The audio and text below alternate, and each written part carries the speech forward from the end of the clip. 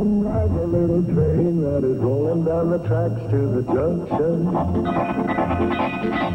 Forget about your cares, it is time to relax at the junction. Lots of curves, you bet, and even more when you get to the junction. Petticoat Junction. There's a little hotel called the Shady Rest at the junction. Petticoat Junction. It is run by Kate. Come and be her guest at the junction. Petticoat Junction. And that's Uncle Joe. He's a moving kind of slow at the junction. Petticoat Junction.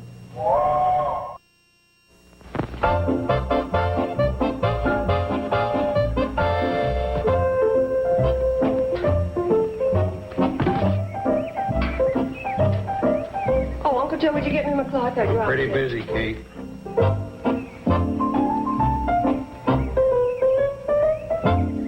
Thank you. I'm glad there's one gentleman in the family.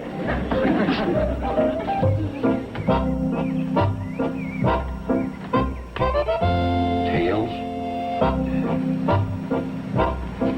Uncle Joe, what are you doing? Oh, I was reading about this experiment they made in one of them eastern colleges.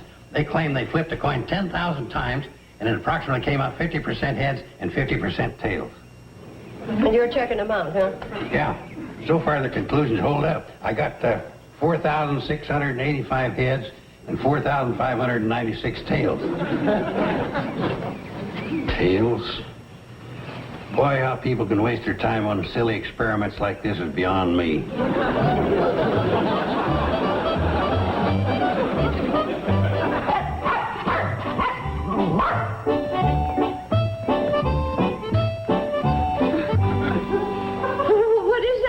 Don't worry, ma'am, he's harmless. Why doesn't he have a saddle on? He is a horse, isn't he?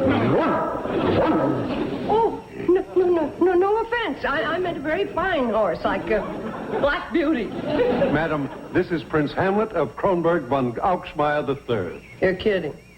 Hey, haven't I seen that animal on TV or someplace? Yes, that's why we're here. We were filming a commercial at Lost Lake when our Jeep bogged down. Oh, well, we have accommodations here at the Shady Rest, Mr. Morton. Thank you, but I'm working against a deadline. I have to get this film back to my office. Is there any transportation around here? Boy, is he in luck. You're talking to the general manager of the Carson Elliott Airlines. You have an airline out here? Sure. Negotiating for a flight tower right now. Oh? Ben Miller won't sell his silo. Come with me. I'll get you a charter flight on our flagship. Nice meeting you, ma'am. Nice to meet you. It's a brave dog.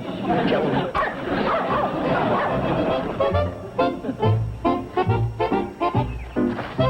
Well, there she is.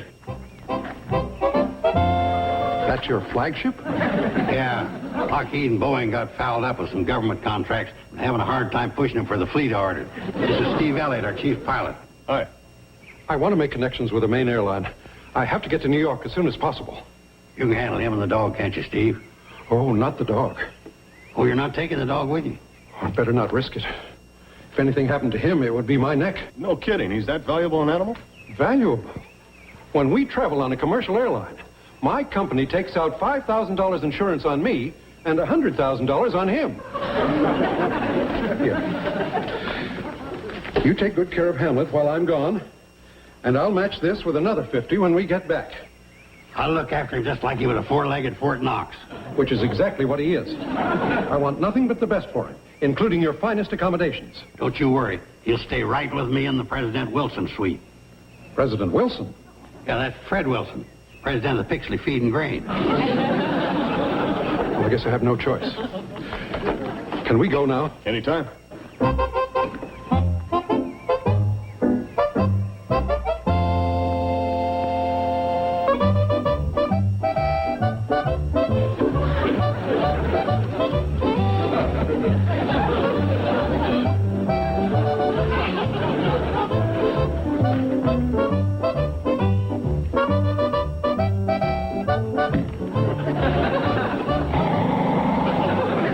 Watch it.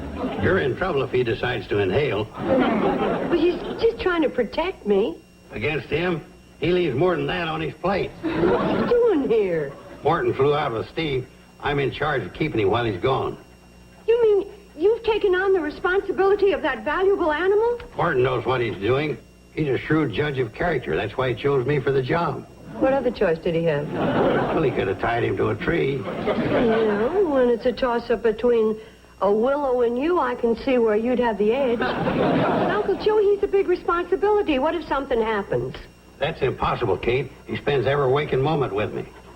What do you suppose he eats? I don't know. I just hope it isn't us. Oh, you got nothing to worry about. He's as gentle as a lamb. Here, shake. I said shake. Don't you know how to shake? Oh, show off.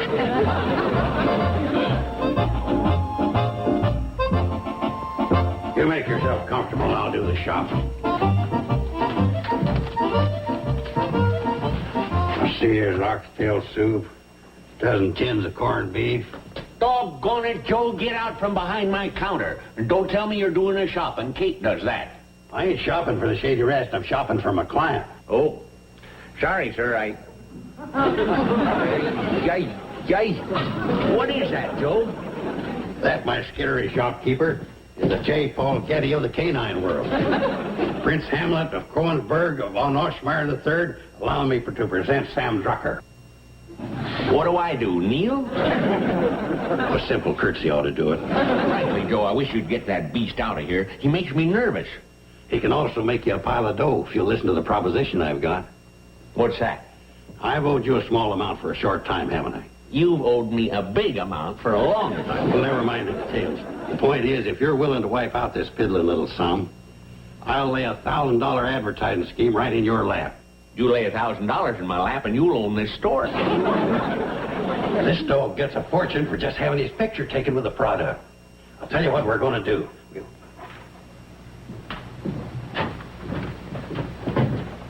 This is perfect.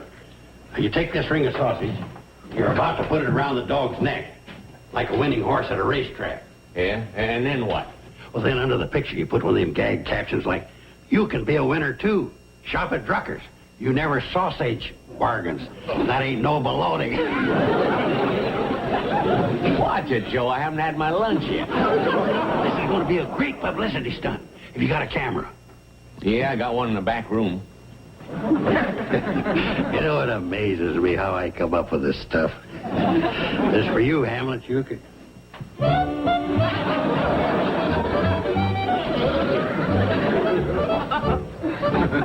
Here's the camera. Sam, I got another idea. How about you standing over by the cash register with this bunch of carrots in your hand, and the caption will read, "For 14 carat..." You know something? You being a businessman, maybe you'd like to come up with your own idea. I have. I'm going to add $3.60 to your account. And if you get any more of these bird brain schemes, forget them. Guess you just ain't a visionary. What can you envision selling me for this? Hey, a $50 bill. That's the first one I've ever seen in the valley. It took a dog to bring it in. Let's step over to your meat counter. Sure thing. All right. What'll it be? Horse meat? Horse meat? Sorry. How about ground round? Liver? Ribs? Pot roast? When you get to top sirloin, start slicing.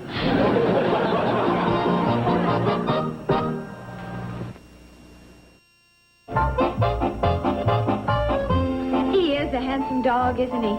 Yeah, the Rock Hudson of the kennel set.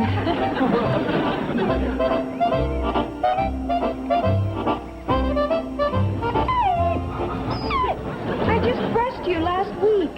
Besides, we've got a full-time job here. Oh, all right.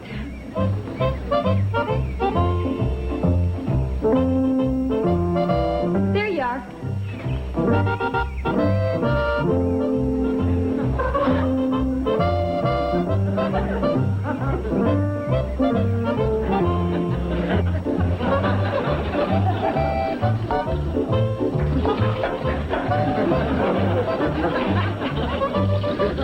There she is, done to perfection.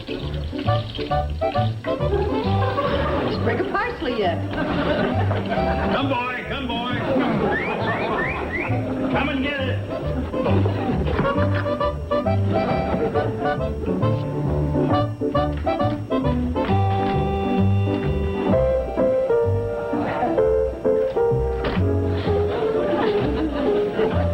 We hope you don't mind if there's no candlelight and wine.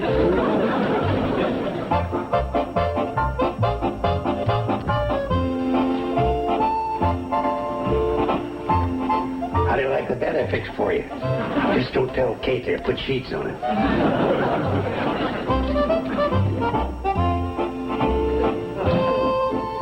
Where do you think you're going? You sleep where you always sleep.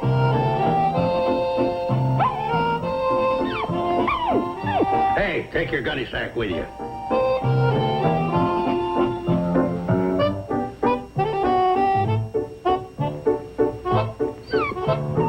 And you can stop that hangdog look. You start bringing in 1,000 clams a week, and then it's time enough for a change. Now go on, beat it. Some of these bar girls kill me the way they... Hey, you! Oh, well, I guess you are company.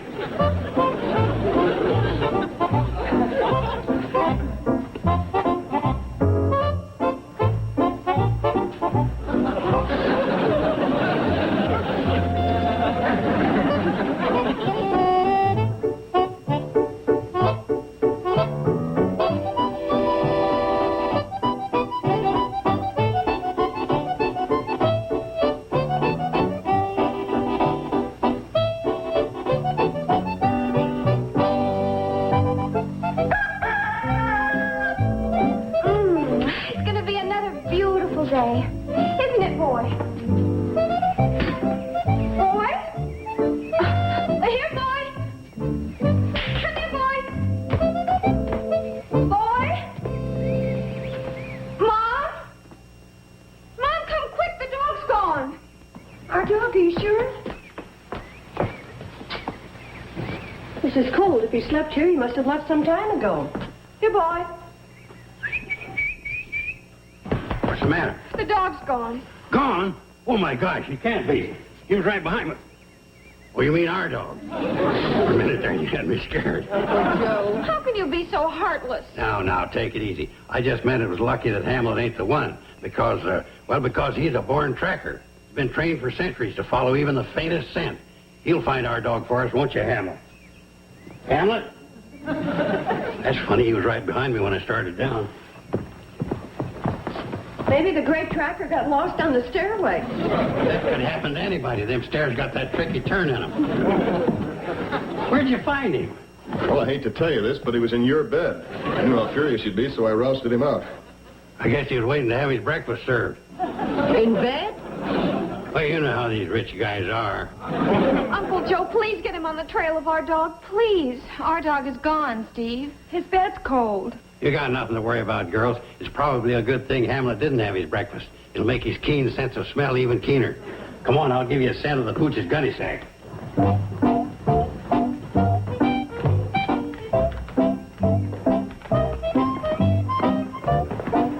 Now, here's the smell, see? Now, listen, you. This is no time to be a snob. Now, you pick up that scent and go get him.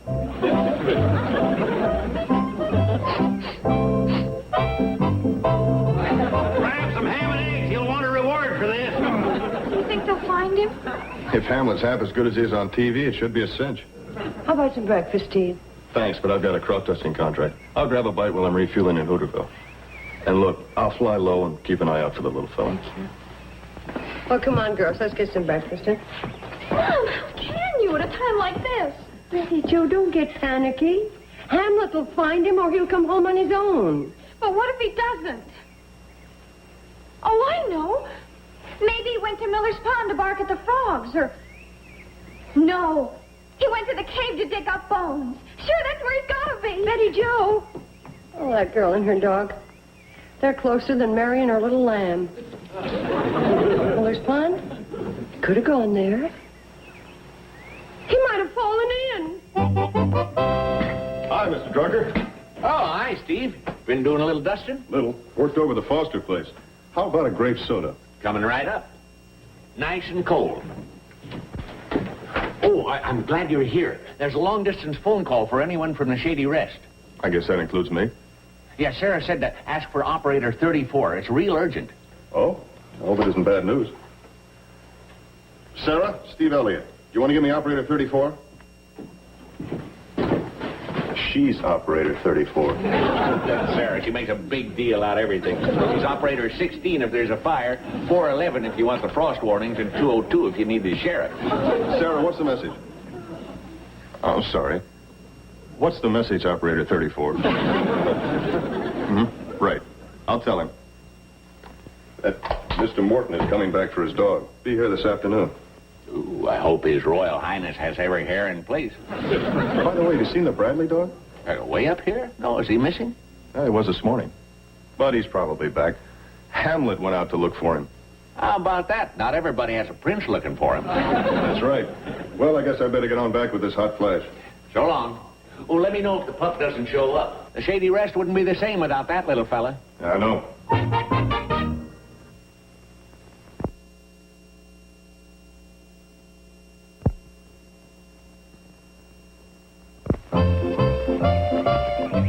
Any sign of him? Not a trace? I even went back to the cave again. Then past Mr. Carter's orchard and Mr. Kiley's barn, down by Ziffel's hog pond. All the places he likes to go. Don't cry, Betty Joe. Can't help it.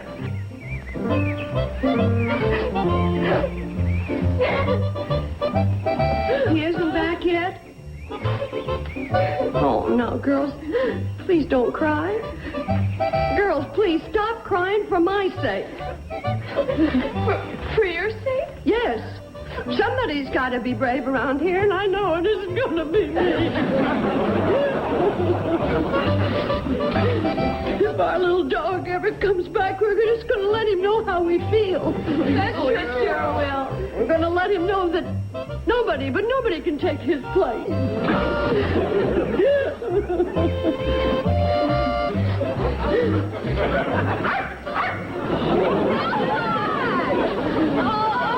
Where have you been? How glad we are to see you. Looks like I'm just in time for a happy reunion. You are. He just got back. That's great. Boy, those guys would give a lot for your popularity, pal.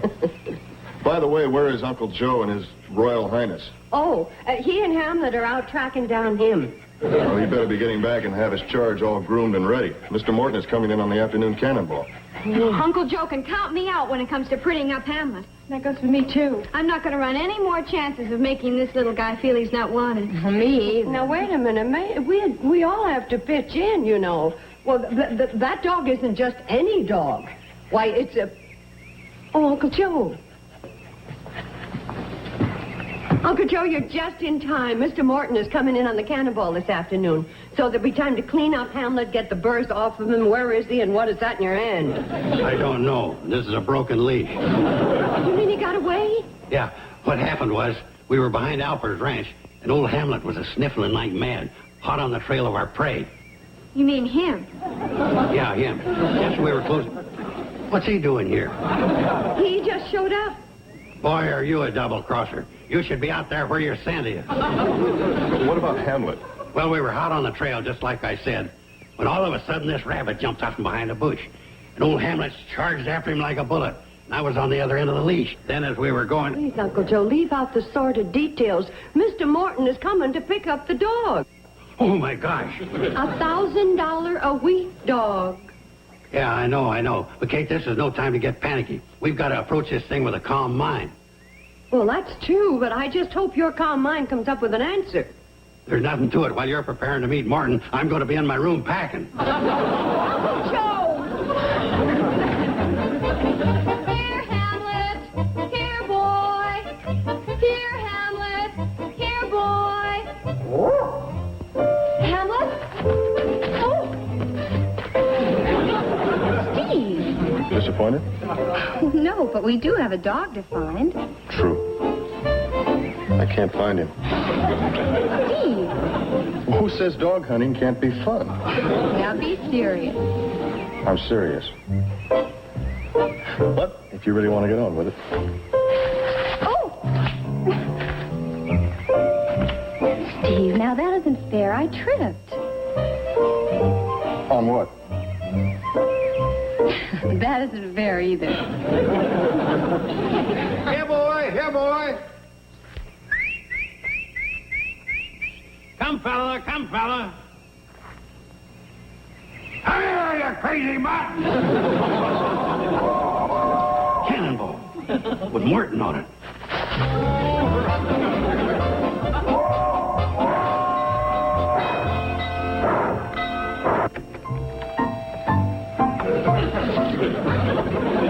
Now, let's see. Oh, yeah. Newt Kiley. For years, he's been asking me to come over and spend the night playing checkers.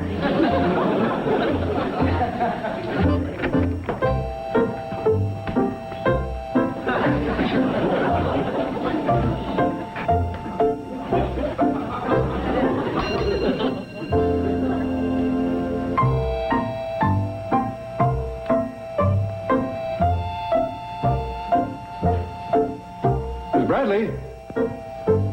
Mr. Carson?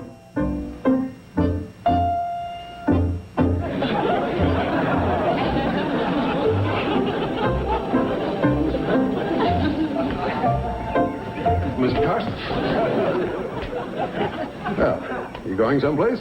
Oh, no, I bring him my laundry down to Kate. I keep it in this so it don't get mixed up with the girls. Where's Hamlet? Hamlet? Well, I got him out getting a little exercise. Oh, good. The girl's looking after him? Yeah, the girl's looking after him. Fine. I wouldn't want anything to happen to that gold mine. We just signed the biggest deal ever for Hamlet while I was in New York. Glad to hear it. We couldn't find him anywhere. Who? Hamlet. You mean he's lost? Yeah, you mean he's lost? Joe. Mr. Carson, if you're covering up something here and that dog is lost... Now, Mr. Martin, there's no need to get excited. I got that young fella Steve and Billy Joe out there looking, and they're very sharp. You can count on them.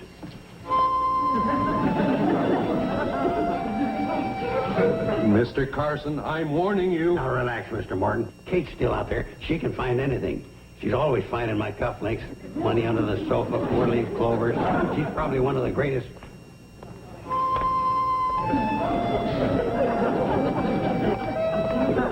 I guess she lost her touch. Mr. Carson, I'm holding you responsible for that dog. The most valuable dog in the advertising media. And if he's gone, I'm charging you with... Mr. Morton, you're overlooking one thing. What's that? You've got a very smart dog there. A brilliant dog. He'll find his way back. What do you mean, brilliant? He's the most stupid dog around. He just looks good, that's all. He's stupid? Yes, stupid. When we're making those commercials on film and we want him to bark, we have to hold up an idiot card. What are we going to do? What I'm going to do is sue you for every dime you've got. Mr. Martin, if you're hitting, you want that $50 back. $50. $50 in this hotel wouldn't be the down payment on what you're going to owe me. Well, if you think your threats are scaring me, you're right. Why don't we sit down and talk this thing up? Hey, look. Hamlet, baby. What did I tell you? All he had to do was get his royal snoot to work, and then he could find his way back from Alaska. I know my dogs, and when I said that dog was brilliant,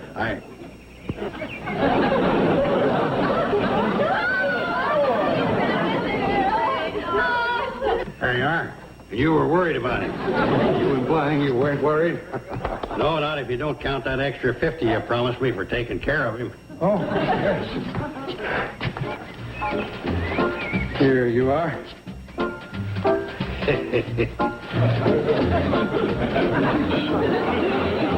Oh, come on, Kate. Not until you promise to buy him the biggest steak in Sam Ducker's store. Okay, it's a deal. Fair enough with you?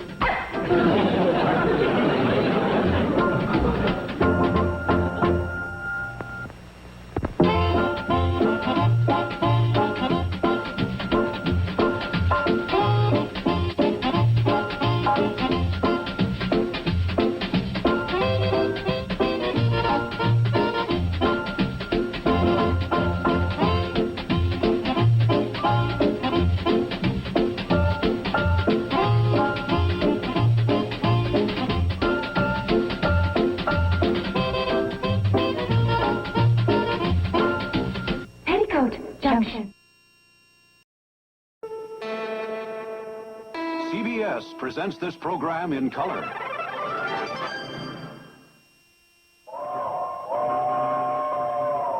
Come ride the little train that is rolling down the tracks to the junction. Forget about your cares, it is time to relax at the junction. Lots of curves, you bet, and even more when you get to the junction. Petticoat Junction. There's a little hotel called the Shady Rest at the junction. Petticoat Junction. It is run by Kate. Come and be her guest at the junction. Petticoat Junction. And that's Uncle Joe. He's a moving kind of slow at the junction. Petticoat Junction.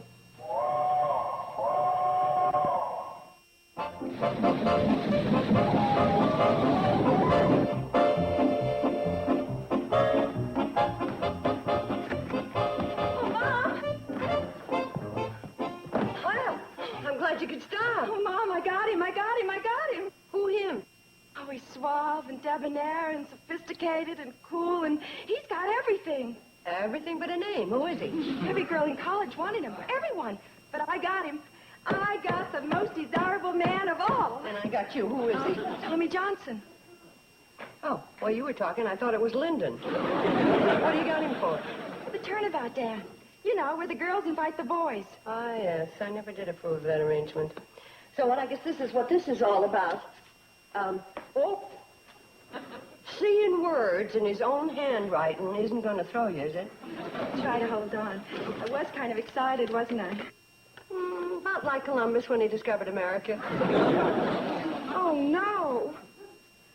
What's the matter? He can't. He just can't. Oh, Mom, when did this come? Charlie and Floyd brought it earlier. What can't he do? Coach just put me on the traveling squad. We play in Springfield Saturday night.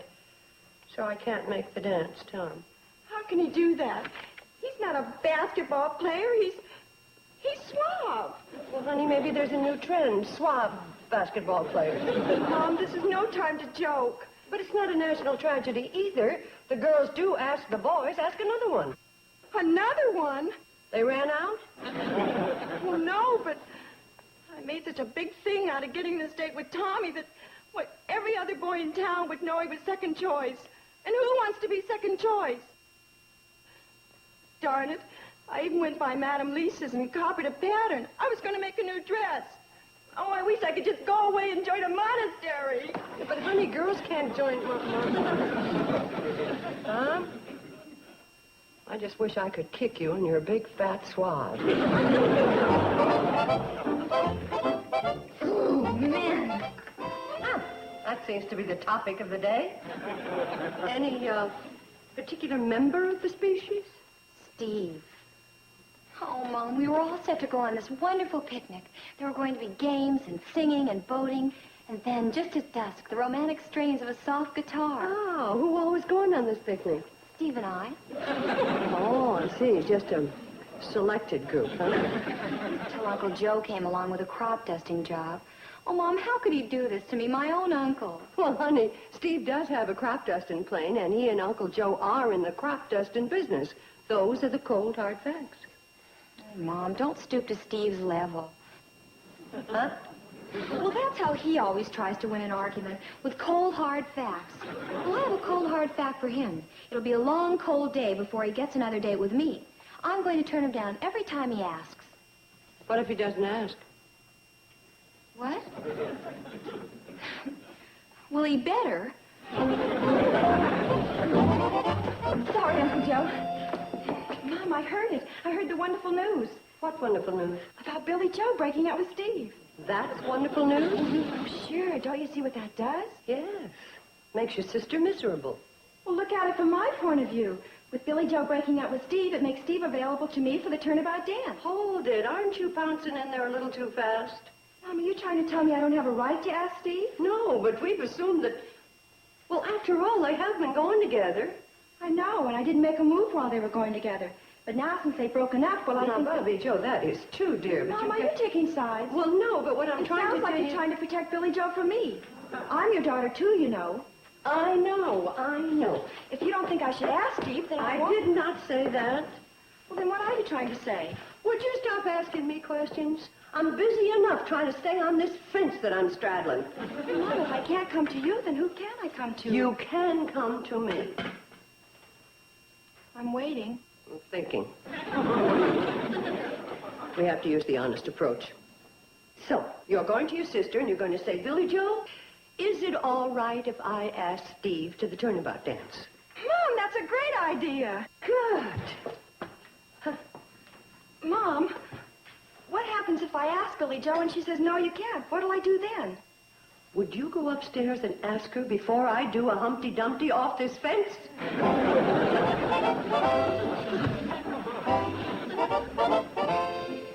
Hi. Hi. Billy Joe, I sure like the way you're wearing your hair. I've been wearing my hair this way for weeks. And the nylons you want to borrow are in the bottom drawer. Well, I'm not here to borrow your nylons. Nail polish? Slip? Blouse? Not even close. Billy Joe, how serious was that fight you had with Steve? Very serious. Why? It wasn't one of those things that just blow over right away, and before you know it, you're right back together again. Not as far as I'm concerned. I've had it. Good. What? I mean, well, I just wanted to get all the facts. What are you getting at? What I'm trying to say is,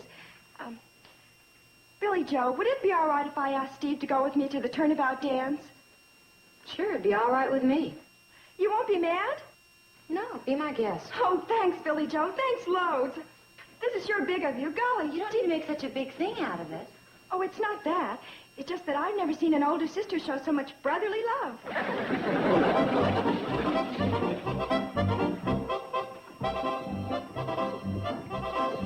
Where's Steve, Mom? Billy Joe gave you the go-ahead? The green light, all systems go. Where is he, Mom? Well, I saw him go out with his toolbox. I think he's having trouble with his plane. But how'd you get your sister's permission? I just took your suggestion. I approached it honestly.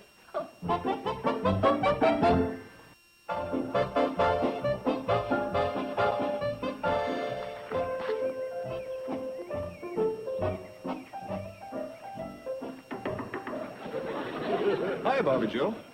Steve, I'd like to ask you something. Sure. Would you go to the turnabout dance with me this Friday night? Me go with you? Well, on these turnabout deals, the girl asked the boy. I see.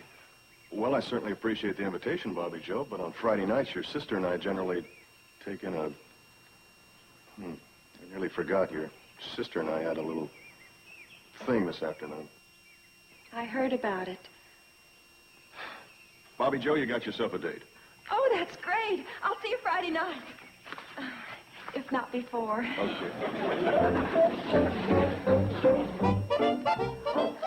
Billy Joe, I wanted to tell you what a nice thing it was you did for Bobby Joe. About Steve. Mom, if you don't mind, I'd just as soon not even discuss Steve. Yeah, well, I still think it was a very nice sisterly thing to do. Well, what possible difference could it make to me whether she goes to the dance with him or not? Oh, Mom, it worked out perfectly. He's going? Uh-huh. And I'm going to have a wonderful time after all. Thanks to you. And to you, too, Billy Joe. You're the greatest. Look at her. She's walking on a cloud. Did you ever see her so happy? Why shouldn't she be? Huh? What? Well, why shouldn't she be happy? She's got my fella.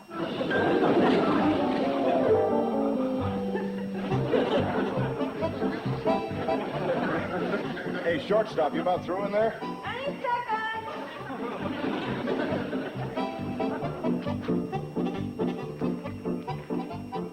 Hey, Tommy. Hi, Steve. Have you seen Bobby Joe?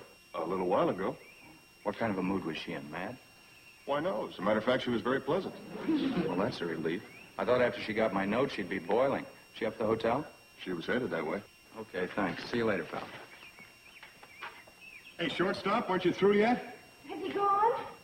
Tommy? Mm-hmm. Yeah, he's gone. Then pull me out.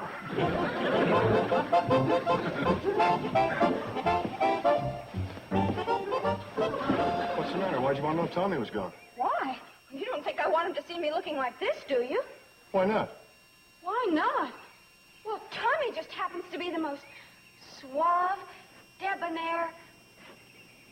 Oh, you wouldn't understand. I guess not.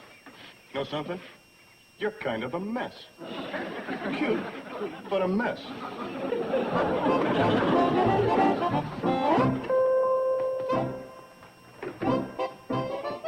Bobby Joe? Oh, hi, Tommy. Hi. Have I got some good news? Oh? Didn't make the traveling squad. Well, how did you learn about this? Well, our coach has a sneaky way of throwing out hints. Hints? Yeah. Today after practice, he said, Johnson, you're cut from the squad. Well, why would he do a thing like that? I don't know. Maybe it's because he doesn't like the way I comb my hair. Or because I missed 17 free throws in a row. And this is your way of telling me that you're available for the dance Friday night? Yeah. What time shall I pick you up? You needn't bother. What? When you said you couldn't go, you don't think I just sat around and did nothing. Huh? I mean, after all, a girl can't allow grass to grow under her feet. You got a date already? Yeah. If our basketball team moved that fast, we'd never lose a game. Okay, I guess there's nothing I can do about it. Sorry, Tommy. What was that about? Your sister's turning down Tommy for the dance Friday night. Turning him down? Well, she can't go with Tommy and Steve, too.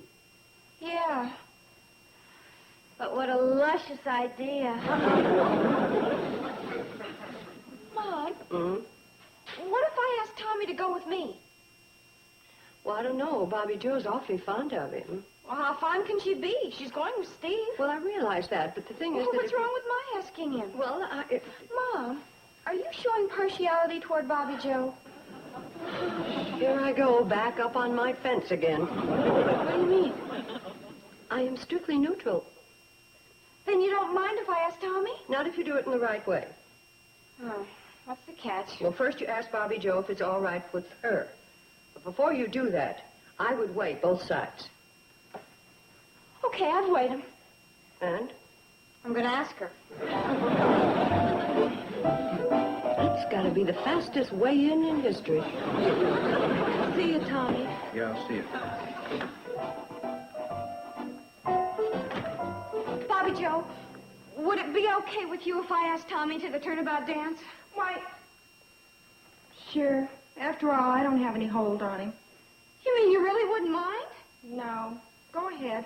I'll even call him back for you. Oh, don't you dare! Well, I don't want him seeing me looking like this.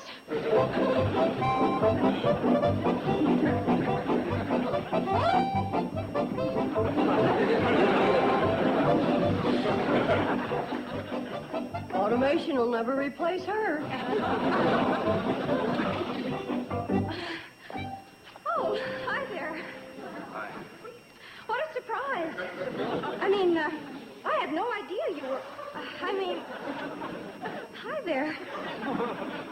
Have to wait for the cannonball someplace. I might as well wait here. Yeah, might as well. Want me to help you wait?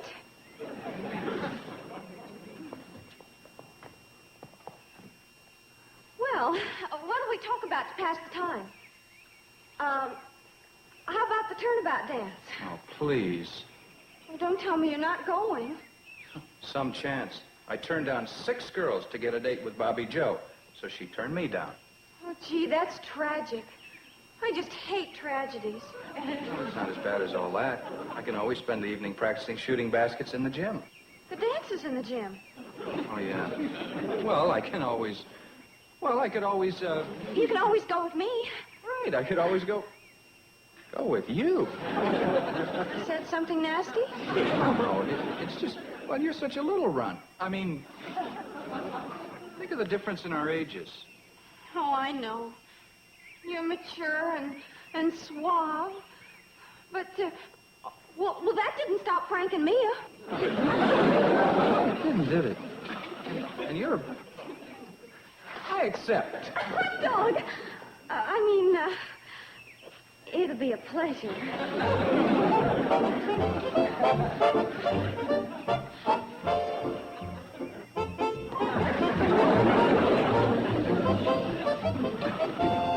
Well, somebody looks happy. Oh, why shouldn't I be? Everything is terrific. The whole world is terrific. And you are the most terrific sister in the world. Don't tell me Tommy actually agreed to go out with you. Why? Didn't you think he would? Well, Anyhow, he did. Excuse me, I've got to get my clothes ready. She sure is happy, isn't she? why shouldn't she be? She's got a date with my boyfriend. Somehow I got the feeling I'm listening to a broken record.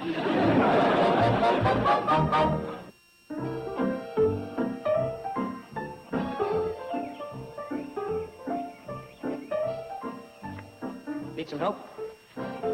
Jerry! What do you say, Slugger? What are you doing stateside? How'd you find me? 30-day leave. When I checked in at Clover Field, I asked Control if they knew where Hooterville was. And? Well, they handed me a map and a magnifying glass. And that train I came on. Isn't that something? We call it the Cannonball. Beautiful. You know, all the way from Hooterville, we didn't break the sound barrier once. This can wait. Let's get up to the hotel. Okay. Hey, when you put these parts together, you forgot this.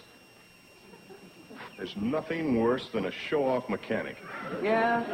Without us, you flyboys wouldn't make it out of the hangar.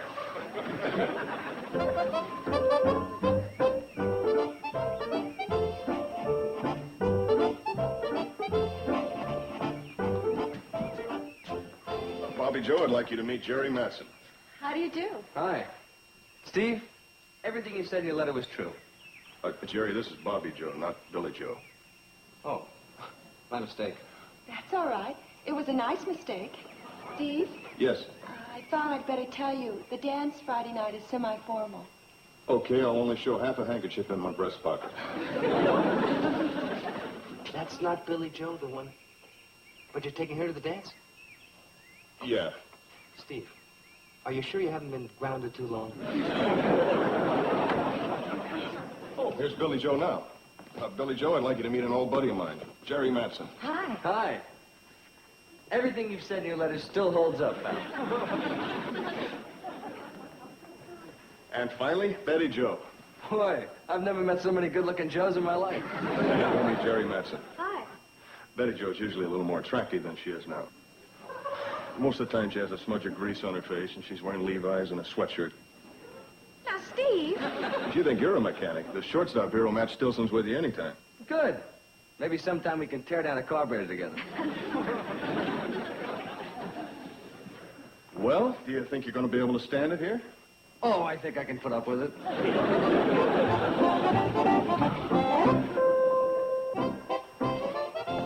Mrs. Bradley, can I bother you for another cup of coffee, please? Oh, sure.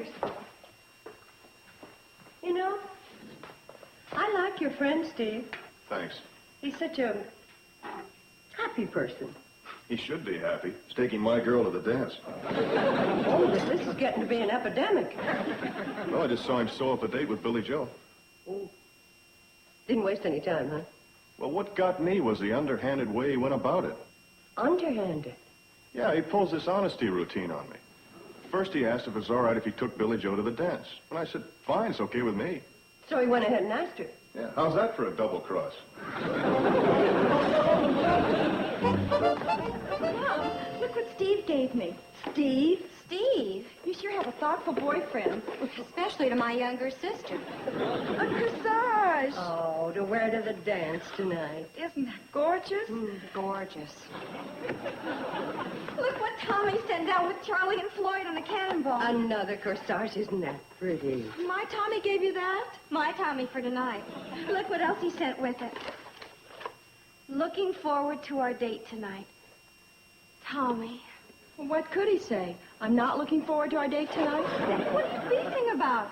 You gave me permission to go out with him. I know, but did you have to take it? That's exactly what I'd like to have you answer, Bobby Joe. Now, wait a minute. I mean, I think it's ridiculous. I should be... Girl. Go back to your corners and stay there. You didn't have to do it. What do you mean I didn't have to do it? When I found out you gave your date a corsage, what am I supposed to do? Come up empty and look like a rummy? Well, it's a little different in your case. You just met the girl. Right. And I want to make a good impression on her. You want to make a good impression on her. Correction. I don't want to make a good impression. I want to look like a slob. Oh, you know what I'm talking about. Hi, Mr. Bradley. Hi. Hello, boys. You know, I didn't have to let you take her out. No, but you did. Now you're stuck with it. I did it as a friendly gesture, but I didn't think you'd be taking over.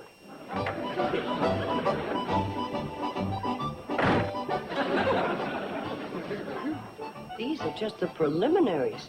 The main event doesn't start until tonight. Relax, Kate. You're more skittery than an elk in a hat rack factory. Can't help it, Uncle Joe. I got a feeling that nothing good's going to come of this dance tonight. It's going to wind up in one big explosion. Oh, it'll work itself out.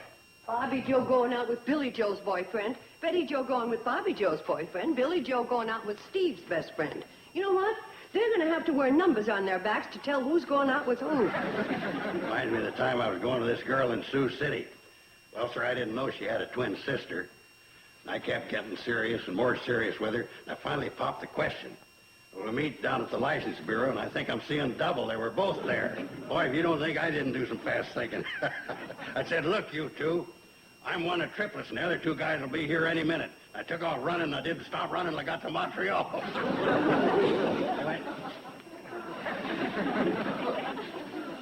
Oh, well, it doesn't matter. I enjoyed hearing it again myself. Hey, take it easy with the mascara, shortstop. That's my boyfriend you're going out with. Are my nylons on straight? Too straight. Has anybody seen my lipstick? Here, use mine. Here you are. Well, thank you. I'm using this one. It's kiss-proof.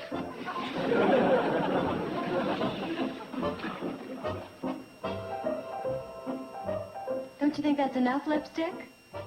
I have just started.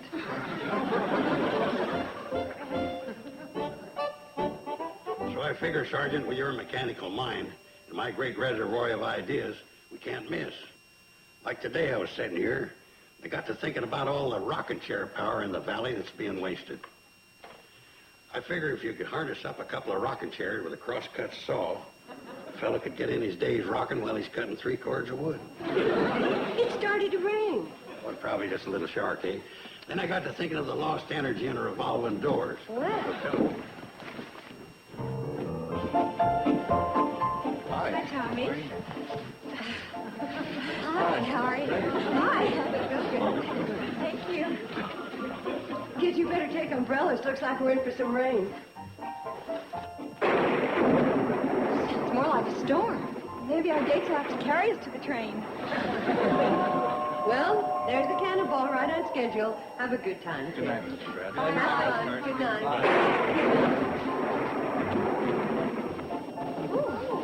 Uh-oh, the generator went out. Well, Uncle Joe, there's some candles under the desk. Miss Bradley, I'll take a look at the generator if you want. Oh, no, don't bother. You're all ready for the dance. Oh, it's no bother. I can fix it in no time if you've got some tools around here. I'll get my toolbox and help. You might miss the dance. I don't mind. On a stormy night like this, I'd just as soon stay home and pop popcorn and make fuzz. And help fix generators? Yeah. Come on, I'll show you. What do I do? Oh, How's it feel to be back where you belong? Well, Bobby Joe? Well, bye, Mom. Good night. Good night. Night. Have fun, kids. Thank you.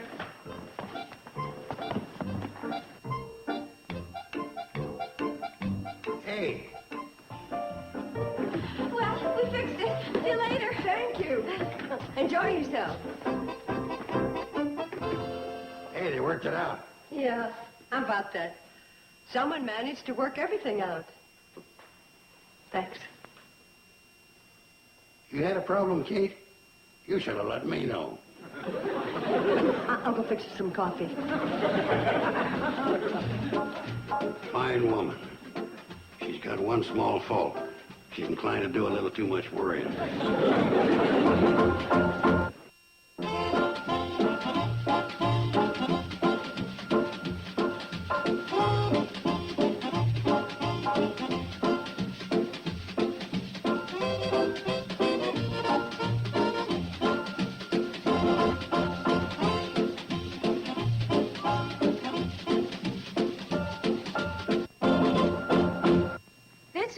Tramways presentation.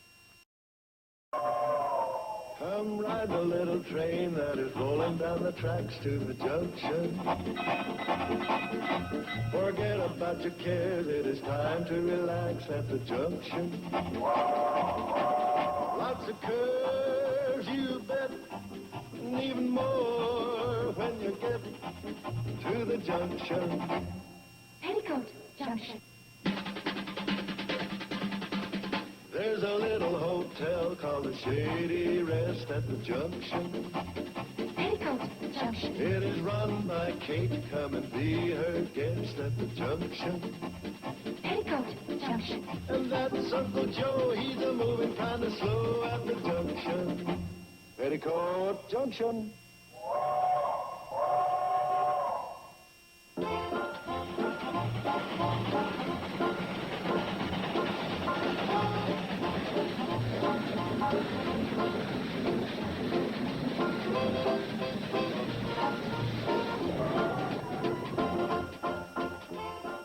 Oh, hi, Kate. Hi, Sam. What do you think of this?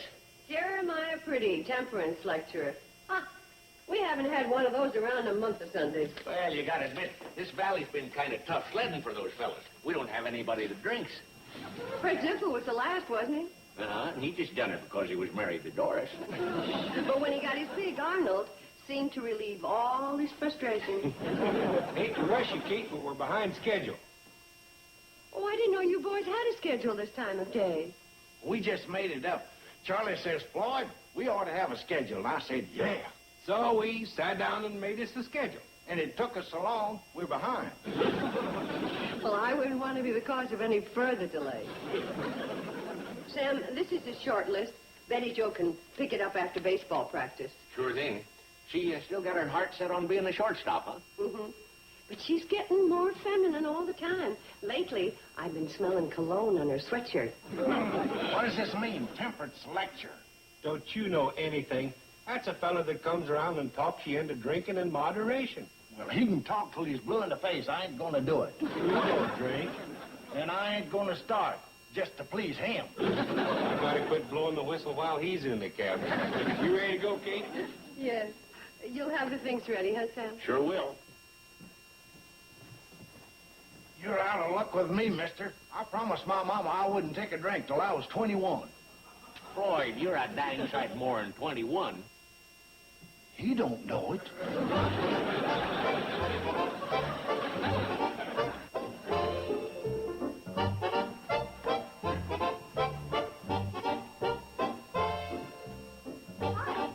Hi, Betty Jo. Oh, say, your mom left an order for you to take home. I'll get... Who's your friend? Oh, my gosh, you again. He's been following me ever since baseball practice. I gave him that ball and played catch with him, and now he thinks we're going steady. Well, maybe you're getting irresistible to the opposite sex. Hey, you do wear cologne in your sweatshirt, don't you? Shh, that's my little trick. The opposing players never quite believe it. Then when they step off base to get a better sniff, I tag them out. There's a lot of Uncle Joe in you. I wonder where he belongs. He's new around here. He won't talk. Look, I've got to go home now. You go home, too, and then maybe tomorrow I'll play catch with you again. I said tomorrow. Maybe. Oh, gee, Mr. Drucker, do you suppose our credit account could stand, well, what would you like? Bubble gum? Candy? I'm not allowed to let anybody buy me anything. Well, would you listen to that? The first words he's spoken today, and he turns down candy. Well, now, technically, he didn't turn it down. He just said nobody could buy it for him. You know what I just remembered? I clean forgot to put in this week's bonus. A licorice whip with every order. Gee, Mr. Drucker, I just don't have a taste for licorice whips today. Oh, really? Well, it comes with the order. Seems a shame to throw it away, but if you don't want it... Gosh, Mr. Drucker, you're pretty clever. I didn't think I'd ever get rid of him. Well, as I've said before, getting rid of boys isn't a talent most girls care to develop. Here you are. Thank you. Bye.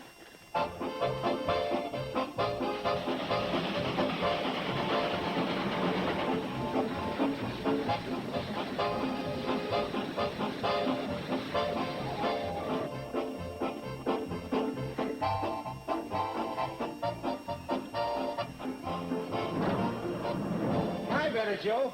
That was you at the throttle when we come around Dead Man's Curve, wasn't it? How'd you know? Well, it was so smooth. When he's running there, it's real jerky. Jerky? Well, you heard me. I can't even sort my mail. It keeps falling out of them pigeonholes. I'll stuff your head in one of them pigeonholes. Fellas, please. Could I have our mail and the groceries?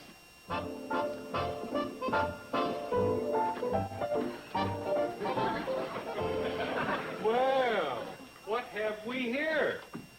Oh, no. Him again. He a friend of yours, Betty Joe? Well, I suppose so, whether I want him to be or not. Young feller, don't you know it's against the law to ride on the train and not buy a ticket? Is that a yes, I know, Blink, or is that so, Blink? What's the difference? We'd better get going. We got to pick up Earl Farley's milk before it sours in the sun. Oh, that's right. Goodbye, Betty Joe. Goodbye, Mr. Hobo. Oh, what about him? I reckon he'll have to stay with you. I don't even know who he is. We ain't got accommodation for care feeding. And we can't back all the way up to Hooterville. We got to pick up Earl Farley's milk. If we don't, he gets mad and throws cowbells at us and makes big dents in the tender. Yeah, but... Yeah, but...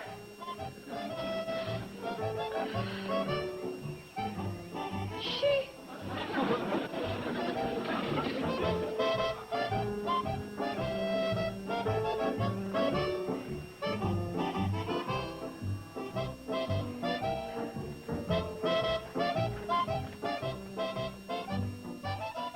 There wasn't anything else to do but bring him up here.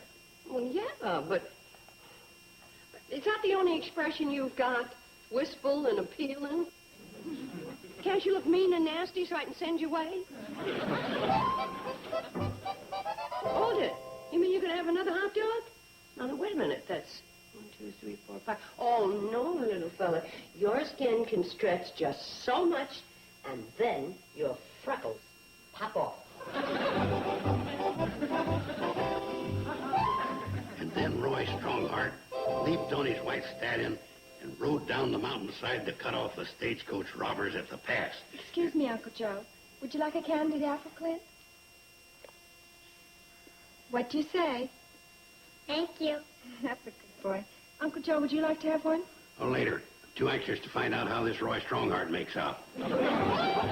Hold it like this. And this. And there you have it. Now it's time for our squadron of planes to take off.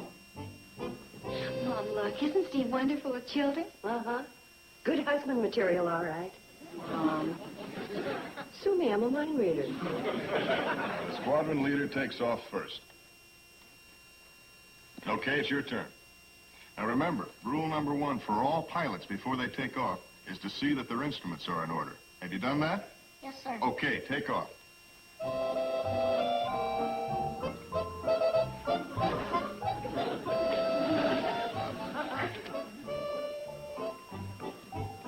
Rule number 2, all pilots should see that their hands aren't sticky from candied apple.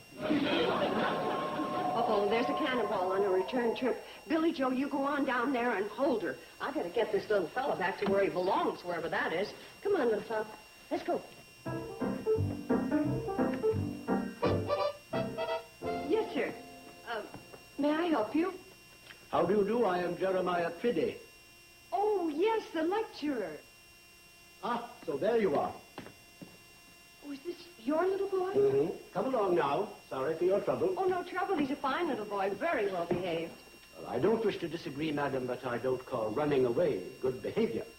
We're forgetting this. He can do without that. Thank you again, and goodbye. Mr. Priddy, I know running away isn't the right thing to do, but he's just a little boy, and at that age, I did the same thing. So did I. Remember, Mom, when I was about 6 years old? Oh, yeah, all the girls went through the same phase of running away. So you see... Speaking of runaways... He's not exactly friendly, Fred. Mom, was that Clint's father? Mm-hmm. Mr. Jeremiah Priddy. We said hello, and all he did was grunt. Acts like a charm school dropout. That poor little boy. Yeah, Mom, isn't there something we can do No, honey, there isn't. You see, Clint is a very sweet little boy. And he could work himself into our hearts very easily, but he doesn't belong to us, so it's strictly hands off. But, Mom, it seems such a Honey, shame. I said hands off. Petticoat Junction will return.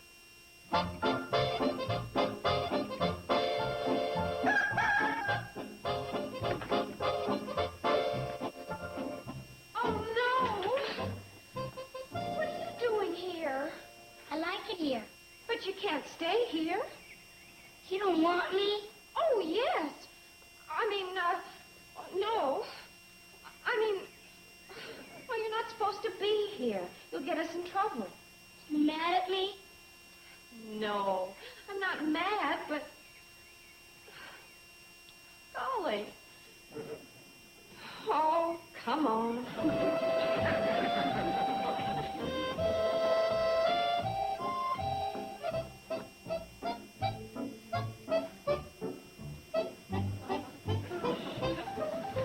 This room is vacant. Now, I want you to stay in there until I can figure out what to do with you.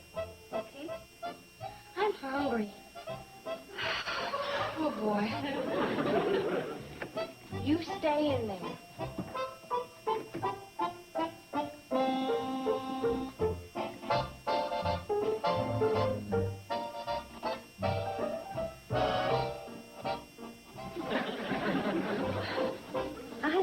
Hi. Fancy guest checked in who wants room service? No. Well, I can't believe you're waiting on your sisters.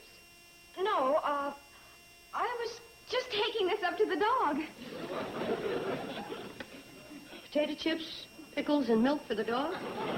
Well, eating meat and bones day after day is tiring. Betty Joan. Golly, why do I think I can get away with stuff like this? I don't know. But it might help if you got a better accomplice. Oh, fine. Wait a minute. This isn't for, Here.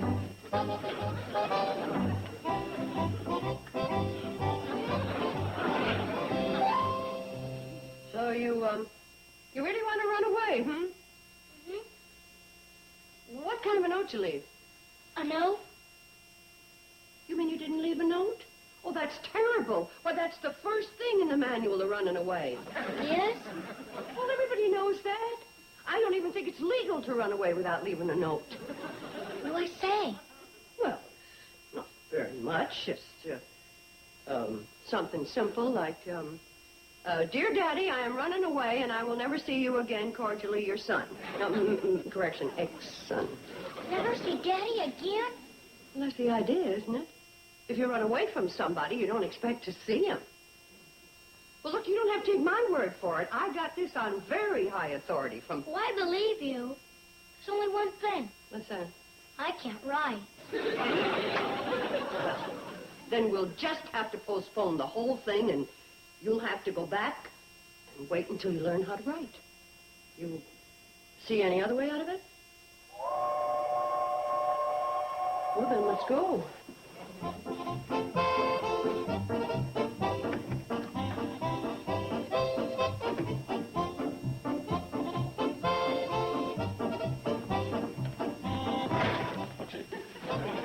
Oh, if the cannonball's in. Well, I better get down there and see if that book I ordered came in, Modern Day Pressure, and what to do about it. Boy, I wonder if you would see that... Oh, hi, Mr. Pretty. Just as I suspected. Mr. Pretty, I was just going to... Mrs. Bradley, why don't you kidnap my child outright instead of trying to alienate him from me by degrees? Mr. Pretty, your little boy came down here of his own accord. No, Mrs. Bradley, not of his own accord. He was baited. Baited by this undisciplined atmosphere in which he finds himself, where he can do anything he pleases, eat all this goop. What do you mean, undisciplined atmosphere and goop? Mrs. Bradley, I recognize this modern disease, this cult of the soft life. Mr. Pretty, I don't know what you're driving at, but your little boy came to us of his own free will, and we treated him as we would any other individual. We welcomed him, we were friendly and hospitable. Now, if there's anything wrong with that, we're guilty. Mrs. Bradley, we could bandy words all day long. But as one who is steeped in the permissive approach of bringing up children, you wouldn't understand. Just a second, you. You've gone a little bit too far. Uncle Joe, please Kate, don't I can bother. stand most anything, but when he starts talking about you and raising children, he's barking up the wrong family tree. My niece here has single-handedly raised the best children in this valley. The county, the state. I'll tell you why your boy breaks away from you and comes over here.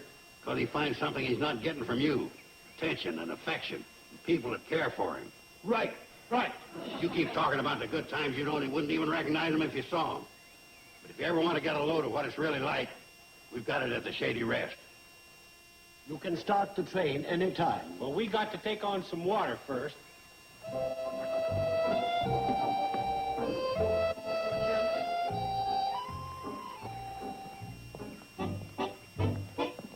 Sam, what you doing here? Well, Steve gave me a lift in his plane. I came to warn you about that pretty fella. I guess I'm too late. Mm-hmm. We met head-on at the cannonball. I bet that wasn't too pleasant. As I was leaving in Ed Langdon, he gave me the lowdown on Pretty. He and a boy have been staying at Pixley House, and yesterday he was thrown out for not paying. You mean they have no place to stay? Not only that, Pretty hasn't got any place to lecture. They closed the community hall on him for not coming up with the rent. I understand he wasn't drawing much of a crowd. Herb Hughes went to hear lecture number 3 the other night on the evils of drink. Just with him and one other fellow there. The lecture was so dull they finally drove all the way to Crabwell Corners to get a nip at Monahan's bar. That poor man. Kate, you don't need to worry about Monahan. Ever since he put in them extra salty pretzels, he's been making a killing. I was referred to Mr. Pretty. Well, why worry about him after what we just went through? How about the little boy? Oh, well, that's something different. Excuse me. Boys, could I ask you to do me a favor? Sure, Kate.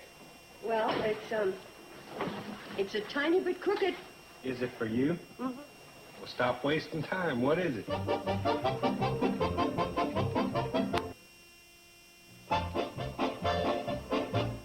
I still don't see how the boiler could crack with the train just standing there. Well, it was, just one of those things, wasn't it, boys? Yeah, he just stood there building up pressure, and all of a sudden...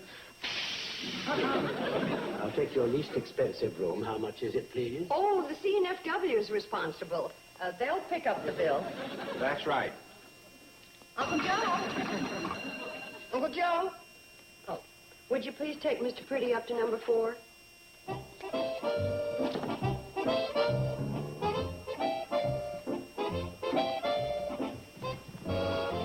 Boys, you get back into town and spread the word that Mr. Pretty's lecture is going to take place right here. Well, we'll spread the word, Kate, but who's going to come? Tell him there's going to be free entertainment and free refreshments. Well, that ought to get him. Now, if he can just keep from putting them to sleep, we've got it made. Shouldn't doing something nice make you feel good? Of course. Then why don't I feel good? Oh, I know. 'Cause our boiler's cracked. Sisters, sisters, there were never such devoted sisters. Never had to have a chaperone, no sir. We're here to keep our eyes on her. Caring, sharing, every little thing that we are wearing. When a certain gentleman arrived from Rome, I wore the dress and we stayed home. All kinds of weather, we stick together, the same in the rain and sun. 3 different faces, but in tight places, we think and we act as one. Those who've seen us know that not a thing can come between us. Many men have tried to split us up, but no one can. Lord, help the mister who comes between me and my sisters. And Lord, help the sister who comes between me and my man.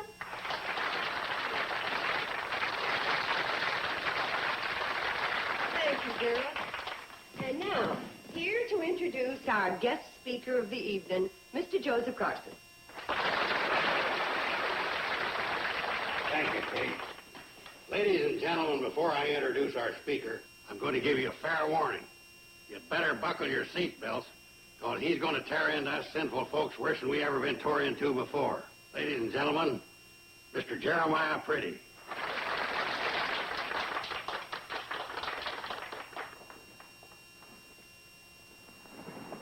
Thank you, Mr. Carson. Ladies and gentlemen, I had planned to deliver a speech full of fire and brimstone, but now that the moment has come to present it, I just can't bring myself to bawling out and condemning the wonderful people I've met here at Shady Rest. There's nothing they could learn from me compared to what I've learned from them in neighborliness, kindliness, and compassion, and understanding. And on that note, I think the entertainment should continue. Well, it looks like we can unfasten our safety belts. And while we're doing that, let's listen to a song from our own Steve Elliott.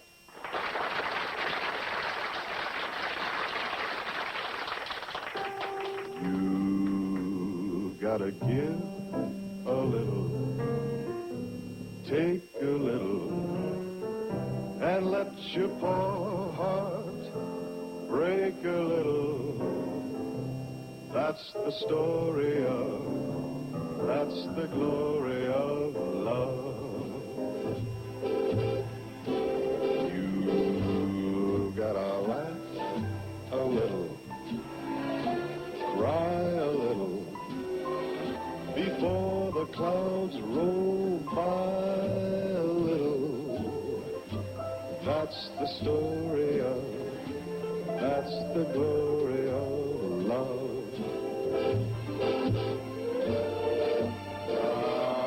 Just as long as there's the two of us, we got the world and all of its charms. And when the world is through with us, we got each other's arms. You gotta win a little, lose a little, and always have the blues a little. That's the story of, that's the glory of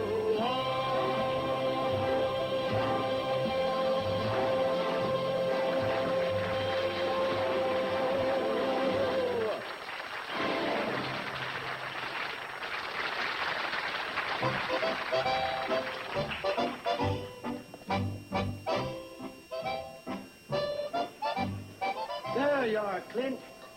Oh, I just don't know how to thank you all. Oh, no, thank you. It was a pleasure having you here. Now, you drink up, Clint, because we have to be going along. That is, unless there's another crack in the boiler. Well, it was just a little crack. Now, isn't this a lot better than drinking that hard stuff you've been trying to sell people on? Boy, you haven't got this straight. Mr. Pretty is against liquor. Not in his lectures. He says drink in moderation, and I ain't gonna do it. Kate, I'm going to try to straighten him out once and for all. All the straightening out in the world ain't gonna make me drink anything stronger than a root beer float. And even that with only one scoop. Boy, you knucklehead. That's the way my mama wanted it, and that's the way it's gonna be. Ready, Clint? I think he wants you to play ball with him. You, think it's too late to learn? No. All it takes is a little time.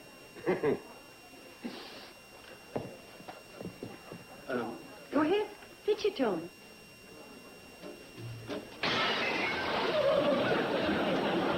Like I said, it takes a little time.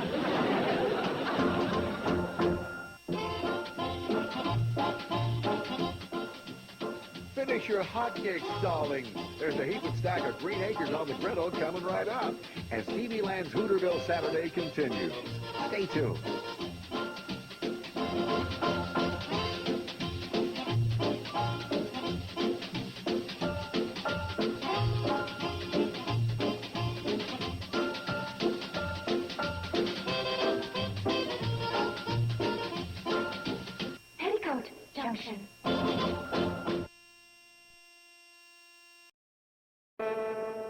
CBS presents this program in color.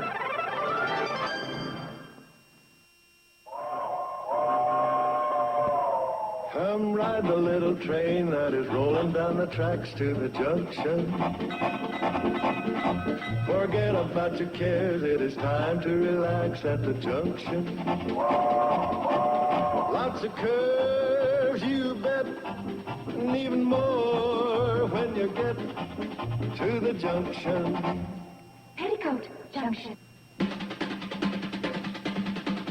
There's a little hotel called the Shady Rest at the junction. Petticoat Junction. It is run by Kate. Come and be her guest at the junction.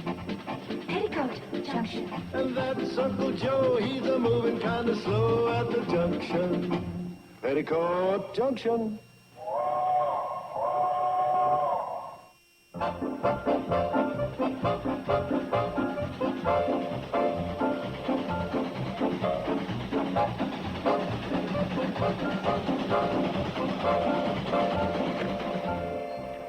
out here and back, folks. Just us, Sam, me and Kate. Be right there. And Joe, put down that apple. How do you know that? Because the first thing you do when you come in here is always take an apple.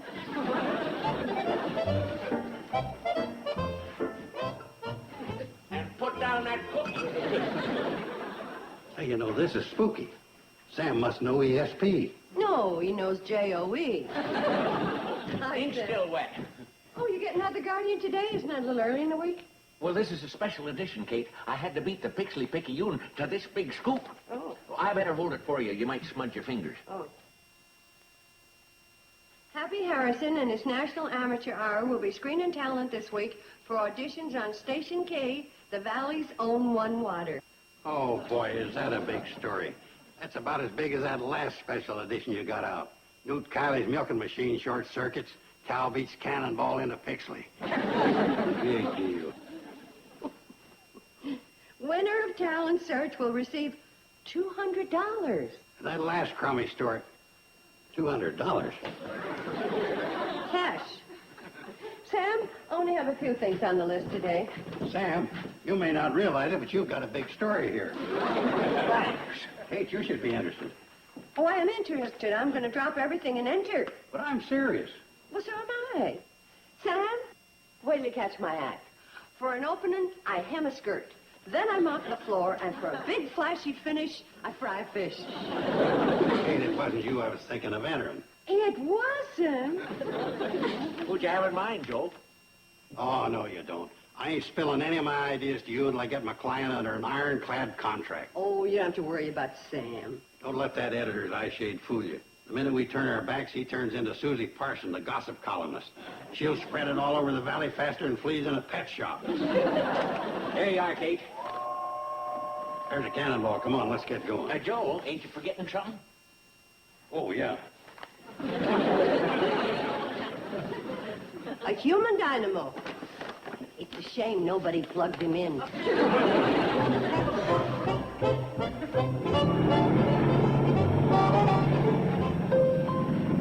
Hi, girls. Hi, Mom. Hi, Joe. That Steve's plane up there? Isn't it exciting? Steve's going to let Billy Joe steer. In the air? Where else? Yeah, Mom. Don't sound like a nervous mother. Who's nervous? Billy Joe, you come right down here this minute. Kate, you're making a big fuss over nothing. Where would Lindbergh be if his mother to run after him hollering, "Come down, Charlie, come down"? He never would have made it to Paris and nobody would ever have heard about him. You can stop worrying, Mom. They're coming in for a landing. Let's go watch.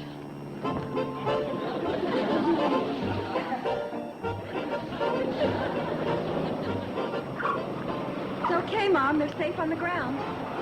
Good. I can look now and think later. Well, how'd I do? Oh, Mom, it was great. Oh, honey, I was so nervous. Didn't make me nervous for a minute. Billy Joe's got a lot of the daring I had when I was younger. Never forget the first parachute jump I made. I was black and blue for a week.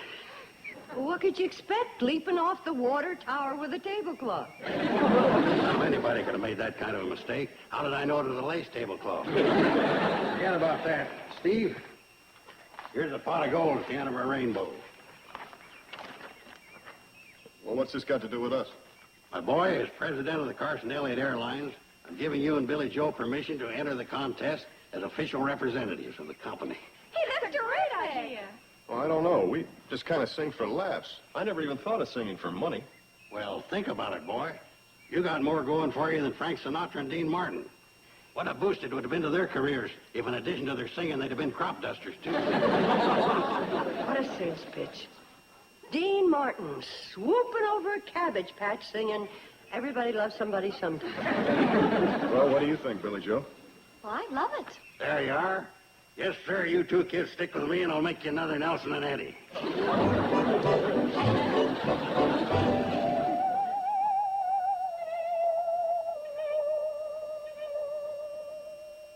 And that was our local carpenter, Hank Finney, playing Yes, We Have No Bananas on his musical saw. Now, we're busy, all you musical saw lovers, and send in your votes. Now, ladies and gentlemen, to continue with our talent search, I want to present for your approval that charming young couple from the Shady Rest. Mom! Joe! Ladies and gentlemen, Miss Billy Joe Bradley and Mr. Steve Elliott. Let's keep our fingers crossed. No two people have ever been so in love, been so in love, been so in love. No two people have ever been so in love as my lovey-dove and I. No two people have ever mooned such a moon, June such a June, spoon such a spoon. No two people have ever been so in tune as my macaroon and I. And when we kiss, well, it's hysterical, it's historical. Let me tell it, dear. Be my guest. No two people have ever been so in love, been so in love, been so in love. No two people have ever been so in love as my lovey-dove and I.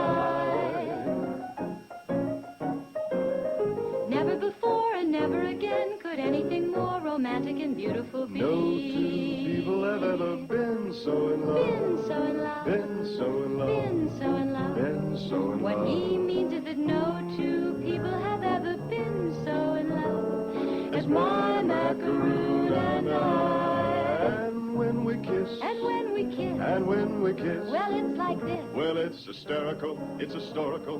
Let me tell it, dear. Certainly, darling. No two people have ever been so in love as my lovey-dove and this I. is the dream, the very extreme, the sort of the dream you couldn't imagine at No all. two people have ever been so in love so as my lovey-dove and I.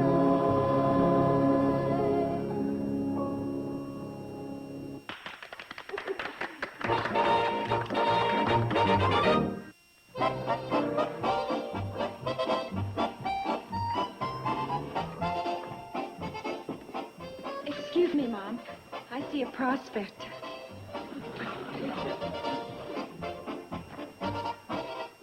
Hi, Andy. Would you do me a favor? Anything, Bobby Joe. Vote for Billy Joe and Steve Elliott? What's wrong? My father's in it. He plays the musical saw. Too bad. But I hate the musical saw, and I adore you from afar. Hi, Sam. Oh, hi, Kate. What can I do for you? Well, I would like a dozen postcards. Oh, just a second, Kate. Got to make that official. Now, what did you want? Sam, I just told you. No, you didn't tell me. You told the grocery clerk. Oh, yes, forgive me. I would like a dozen postcards.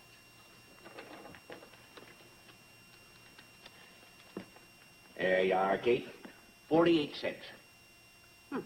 48 cents. There you go. And here are the cards. What's this? Pass them out to your friends and tell them to vote for Steve and Billy Joe. Oh, okay. Does this mean Steve's going to give up crop dusting in favor of singing? Well, singing's a lot safer, and I'm for that. I don't know about that. When I sang with a barbershop quartet, it wasn't too safe. It got so bad we couldn't even sing Take Me Out to the Ball Game without wearing catcher's masks. Well, maybe I'm biased, but I think they both have lovely voices. Yeah, true. Joe's sure taking it big. I know. He wanted me to put up a big sign saying, vote for Steve and Billy Joe. But I told him this is a place of business. I can't afford to take sides. I don't blame you, Sam. He tried to sneak the sign on my window, even on the ceiling, but I was too sharp for him. Good for you. Well, don't worry about me helping. I'll pass these out at lodge meeting tomorrow night. Oh, thanks, Sam.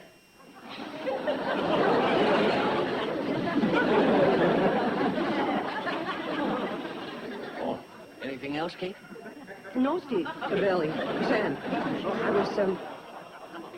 was just leaving.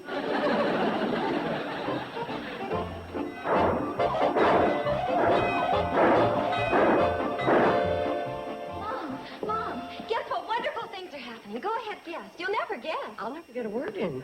Oh, I'm sorry, Mom, but it's all so exciting. Well, first of all, everybody's promising to vote for us. Why, the Chinese restaurant in Crabwell Corners has even promised to put vote for Steve and Billy Joe in the fortune cookie. That's a sure sign of a winner. That isn't the main thing. We've got an agent. A what? A real, honest-to-goodness theatrical agent. He caught our act. Oh, that's showbiz talk, and he wants us to go on the road. You mean like gypsies? No, Mom. He says nix on the sticks. We're big time, all the way. Don't tell me. That's, more showbiz talk. Kate, we got the contest wrapped up. I pulled the greatest coup de grace of all time. Uncle Joe, where are your shoes? That's part of the coup de grace. They were putting a new sidewalk in front of the Pixley barber shop this morning. Well, never mind that. Where are your shoes? In here. Oh, no. I couldn't help it, Kate. I was writing vote for Billy Joe and Steve and the Seaman Harden. Welcome to Grauman's Pixley. And congratulations to all of us for an outstanding job, maybe. What do you mean, maybe? Well, it's all in your point of view. Billy Joe seems to figure that having an agent taking her upward and onward is quite outstanding. It's nice to be appreciated, Billy Joe. But really, it was nothing. Just another example of the Joe Carson skill and cunning in the field of public relations. Well, I'm going to... What's the matter? You're not the agent she has in mind. What? Well, his name is Sidney Sparks, Uncle Joe. He's dynamic, exciting, big time. He wants to handle us. Think of that. I'm thinking of it. Well? I should have known. Michelangelo had the same problems with his sculpturing. He starts carving on a masterpiece, and before he knows it, the chiselers start showing up.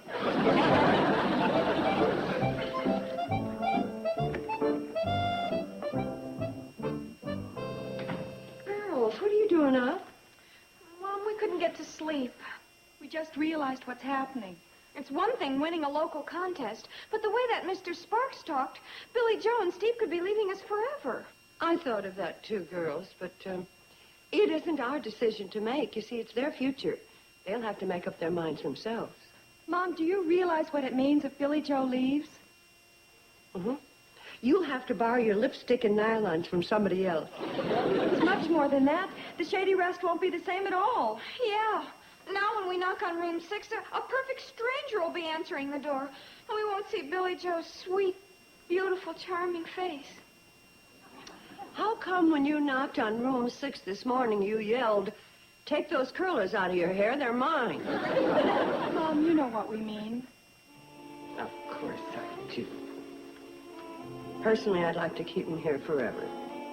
But there comes a time when you can't just think of yourself. You gotta face these things. So, why don't we all go to bed and we'll feel much better in the morning, huh? Okay. Good night. Mom. Night.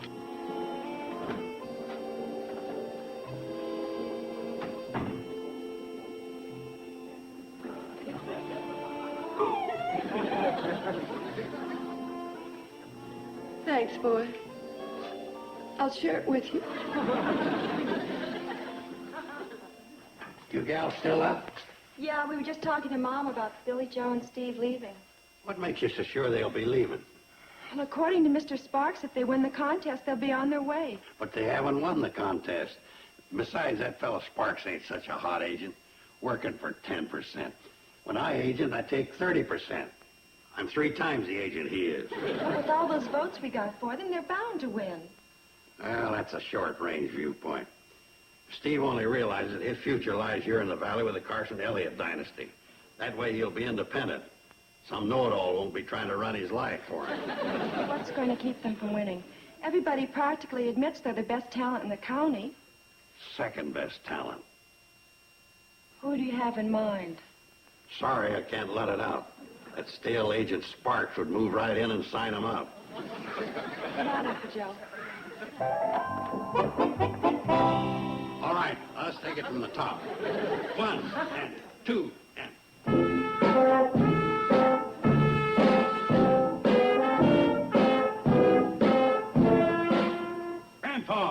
Grandpa!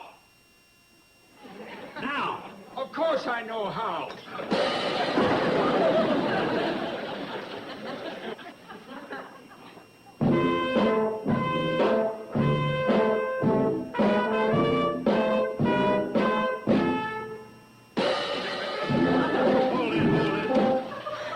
Hold it yourself, Leonard Bernstein. That's 6 of my pencils you've broken so far, and we haven't even got to the chorus.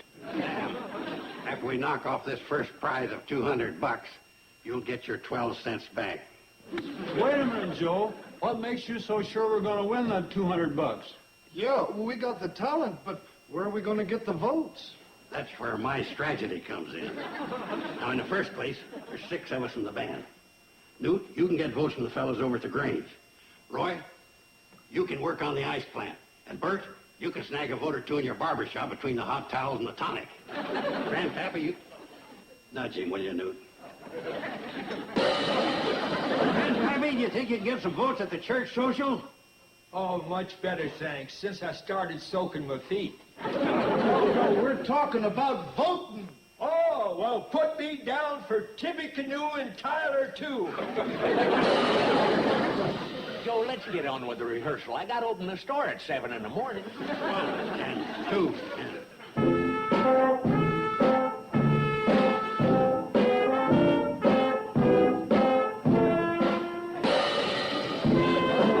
Hold it.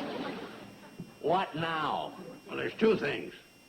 Number 1, I want you to wear your full dress uniforms at the performance.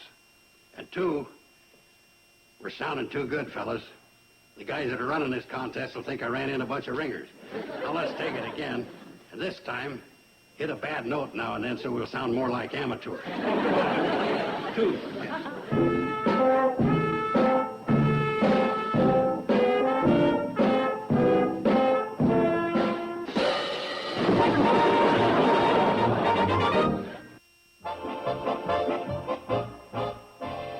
And way out ahead, with 210 votes, the Shady Rest Singing Sweethearts, Billy Joe Bradley and Steve Elliott.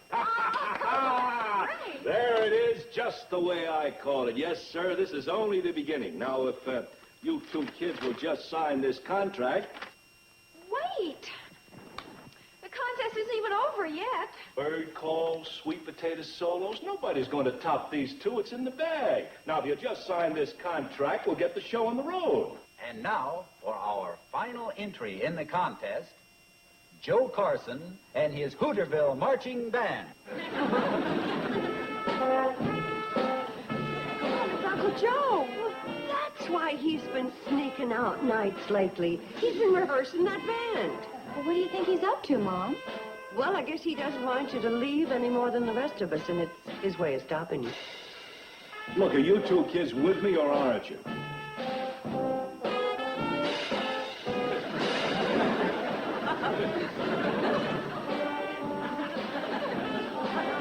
If he's been sneaking out nights to practice, it must have been billiards. That's hot time in the old town. That outfit ought to be doing time. Look, will you just sign on the dotted line? Mr. Sparks, what's the rush? The contest isn't over yet. And Uncle Joe has a lot of friends. Not anymore, he has. I heard better sounds coming out of the slaughterhouse. Here you go. If you don't mind, Mr. Sparks, I'd like to give it a little more thought.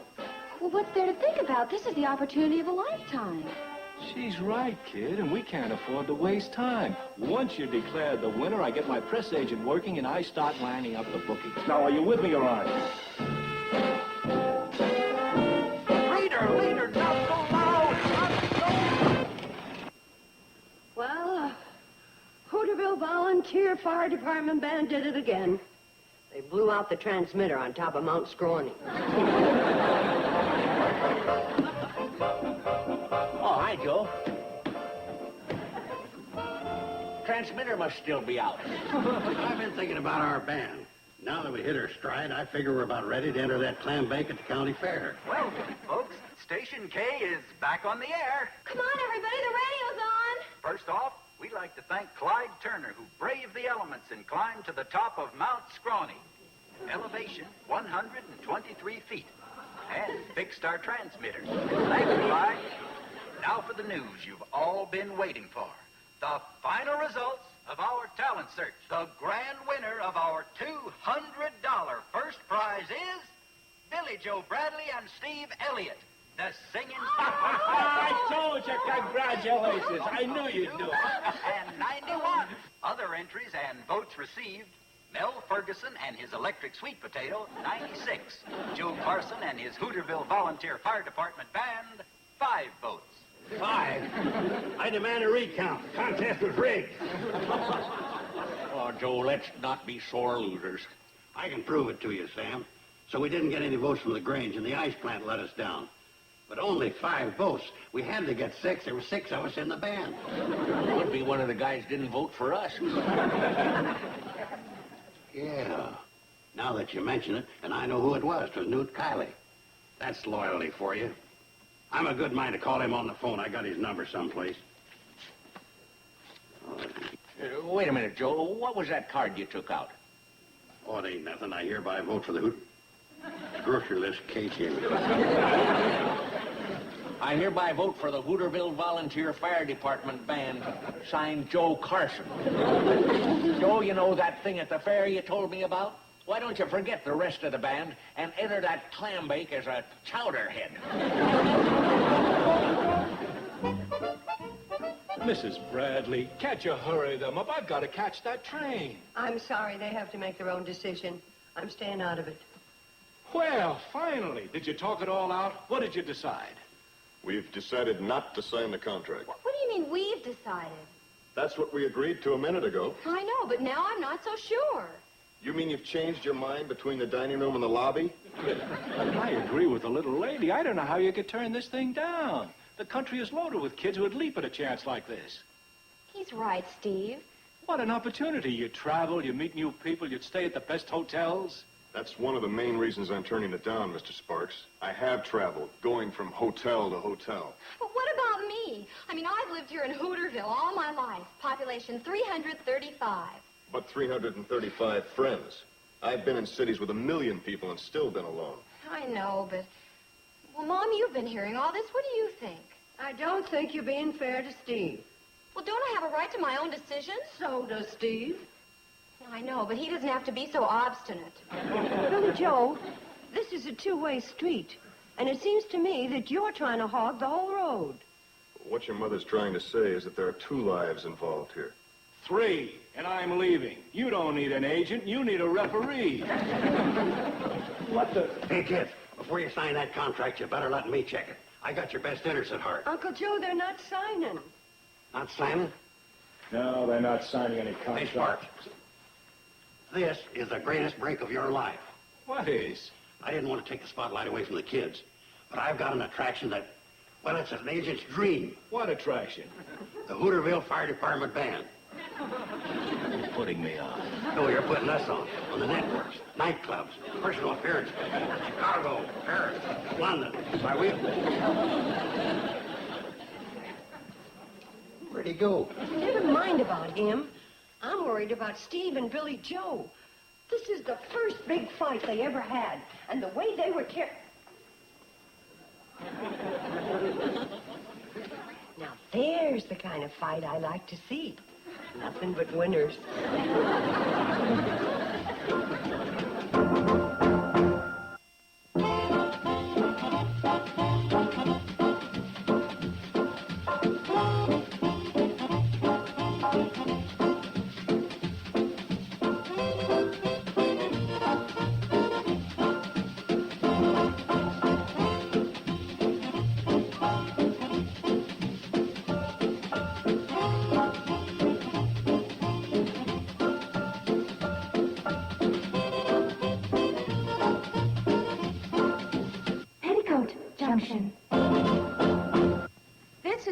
Stoneway's presentation.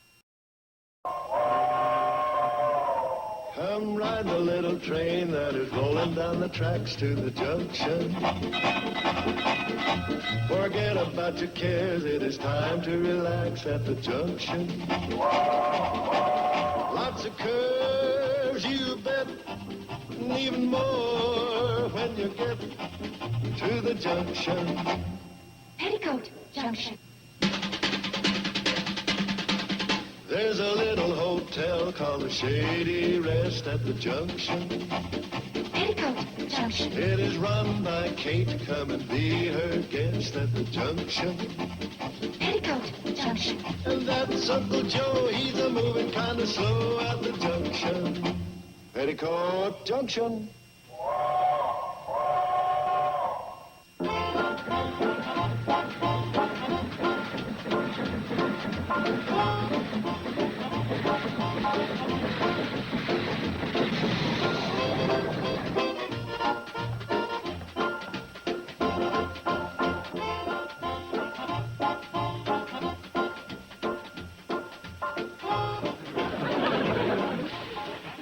Eustace Parker, what are you doing in that elevator? You know it doesn't run. Well, come on out. Hold it, Kate. No fraternizing with a prisoner. Know what with who? That man's a convicted sneak thief, remanded to our custody by the Justice of the Peace of Hooterville. Here's your bread and water, jailbird. Hold it, but what is this nonsense and whose idea is it? And never mind the last part, I can guess whose idea it is. You'll whistle a different tune when you get the picture. I snagged the plum job of keeping the criminal here, for which the county pays us a cool $4 a day. How's that for turning a profit? The only thing you're turning is the Shady Rest into the big house. Now you're getting the idea. The elevator here's a cell block. If we don't watch out, the broom closet is solitary. Eustace, get out of there. Go on, open it up. I never thought I'd see Kate Bradley shirking her civic duty. Turning a vicious criminal loose on innocent citizenry. Eustace Parker is not a vicious criminal, and you know it. And why can't he go to the jail in Pixley? It's closed. Sheriff Crandall's on his vacation. That's why I was able to persuade Sam Drucker to remand the prisoner to our custody. You're in love with that phrase, aren't you? Well, what I'm in love with is the loot it's bringing in. Think of it, Kate. $4 a day. He's in for 5 days. That's $16. At least. But he cannot stay here in the hotel with our guests. I don't mind. I like people. Well, that wasn't quite what I was worrying about, Eustace. Well, if he has to stay here, let's put him in a room. I'll get the key to number 7. Kate, you don't understand the criminal mind. It's one thing with the guests taking towels, but Eustace will steal the keyholes out of the doors. Eustace, you wouldn't... Eustace, you wouldn't do that, would you? Heavens, no. You have my word as a kleptomaniac. You see, Kate, he even admits what he is. Yeah, I see. Lock him up, Uncle Joe. Now you're talking. All right, you. Get in. If you're thinking of anything funny, forget it. Compared to me, Sheriff Crandall is about as tough as Loretta Young. Do you get the picture? Yes, Loretta. Oh, you'll sing a different song. You just wait until I...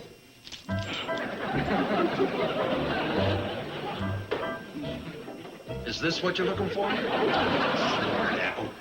There's nothing worse than a crooked criminal.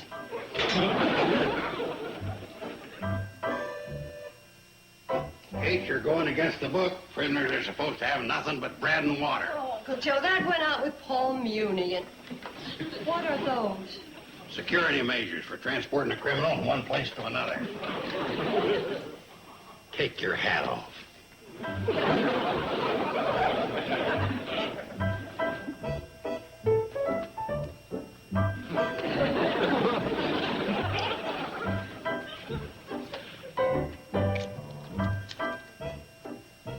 Take that off. I tell you, Kate, Eustace shouldn't be at the table with the rest of us. If this gets around, we'll be getting the overflow from Leavenworth. Take them off.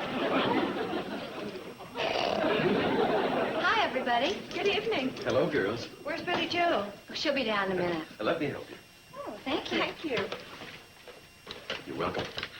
Like I said, Kate, what kind of an example is Eustace for your daughters? I think he's a fine example. But if you object to the company, you could take your plate and eat in the elevator. Help yourself, Eustace. Thank you. Oh, here's some peas, Eustace. Have some mashed potatoes. Thank you, girls. Kate, you're upsetting the whole penal code, wasting this expensive food on a vicious, desperate criminal. Uncle Joe, Eustace is bringing in $4 a day. Gee, this is wonderful food. Thank you, Eustace. Do you think we can get Sam Brucker to stretch my sentence to 10 days?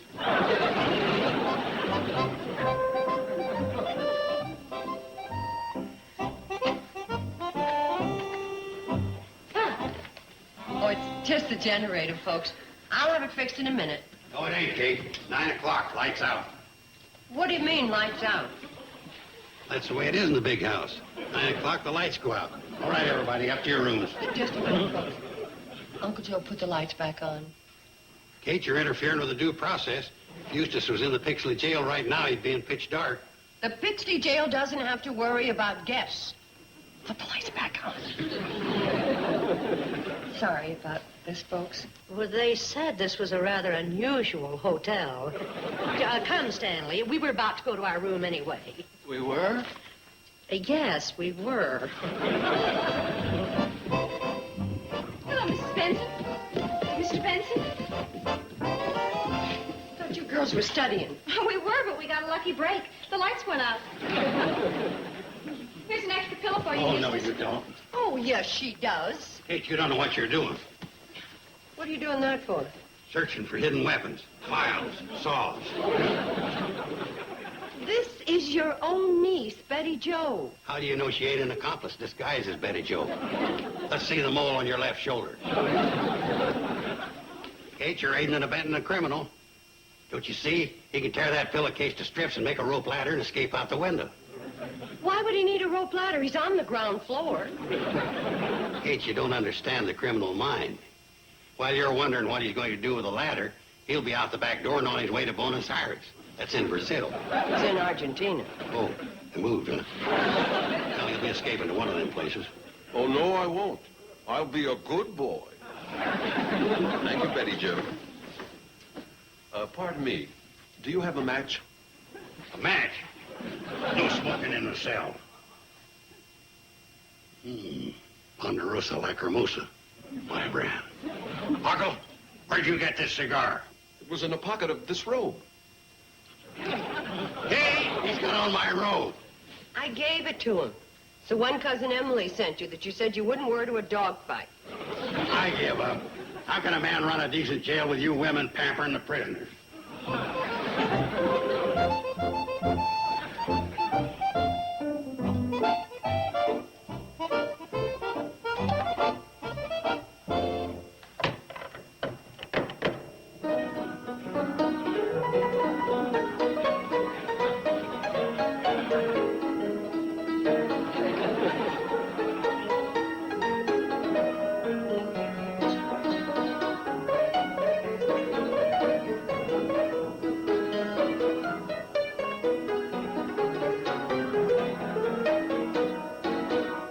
Give us a dance, Eustace. Yeah.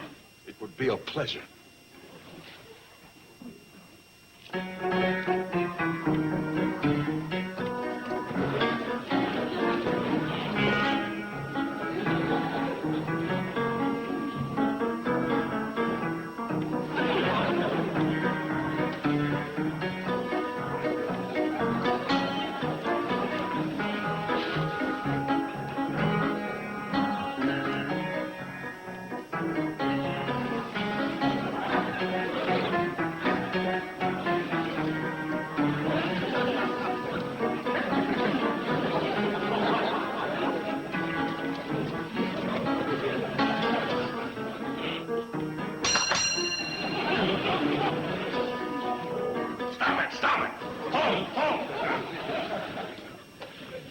What do we got here, a big house or a fun house? Oh, for heaven's sakes, Uncle Joe. Quiet, lady. All right, you. Get in that cell. Rest of you, keep your distance. Stay right where you are. Oh, it's you. Sorry. You terrible man. Come, Stanley, before you do something you'll be sorry for. Yes, my love. And please have our bill ready. We're checking out in the morning.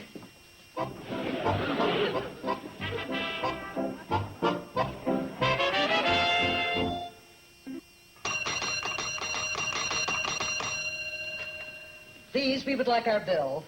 Mrs. Benson, surely you're not serious about checking out. You had a reservation for a whole week. When we made our reservations, we were under the impression this was a family hotel, not a headquarters for the mafia. Oh, you don't have to worry about Eustace. That's right, lady. You hear that, Eustace? You're harmless. And don't you forget it. It may be all right for you people, but I have certain valuables that are irreplaceable. Oh, well, if that's what's worrying you, we can keep your trinkets in our burglar-proof, rust-resistant safe. Yes, you can put all your valuables in the, my, that's an unusual pin. Oh, thank you. Isn't it stunning? I picked it out myself for Stanley to give to me. Yes, lovely. Now, if you put your jewelry in here, you won't have a worry in the world because this safe is as sturdy as the Rock of Gibraltar.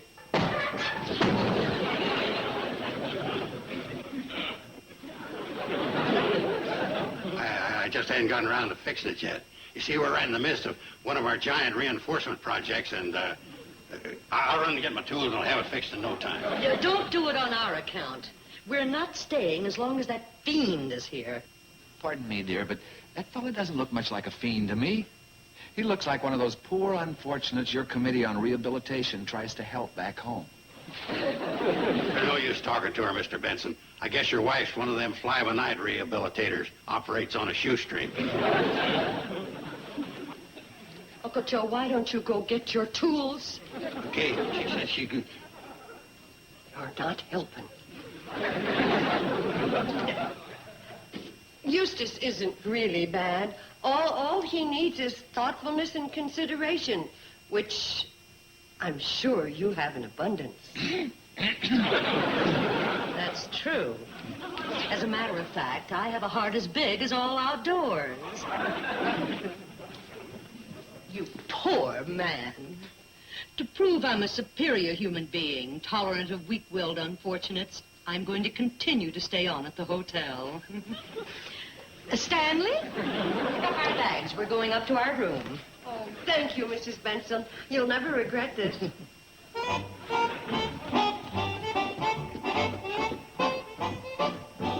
Now, Eustace, let this be a lesson to you. The next time you get an urge to take something that doesn't belong to you, remember Mrs. Benson and her faith in you. Gee, maybe I ought to give her back her pin. Oh, no. Eustace, how could you? Well, you said you liked it. I like a lot of things. Well, if you make up a list, I'll see that you get them. Eustace, I know you mean well, but when Mrs. Benson finds out that her pin is missing, she's going to make trouble for the hotel. Gosh, I never thought of it that way. But it's no problem. I'll sneak her back to her room before she realizes it's missing. I'm pretty good. With them in the room, you're not that good. If you can get them out of the hotel, I'll zip upstairs and be back in my cell in a minute. Here's your key.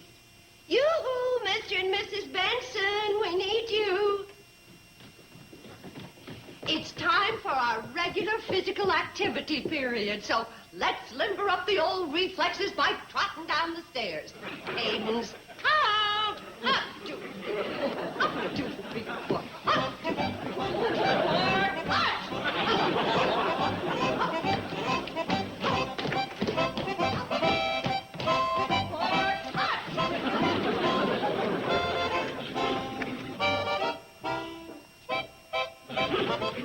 It's a shame we missed the woodchucks dance, but they're used to country folk, but they're kind of shy of strangers.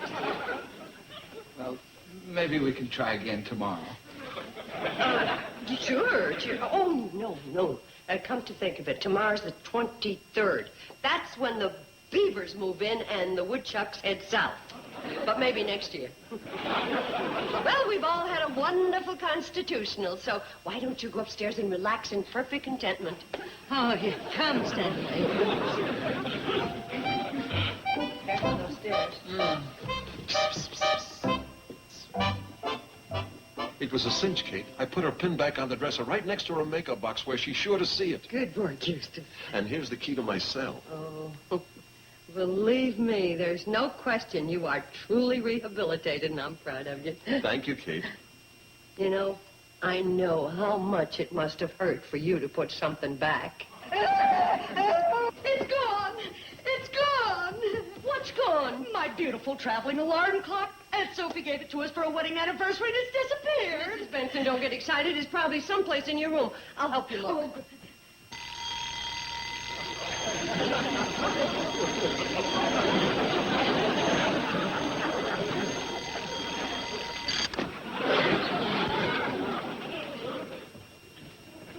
Eustace?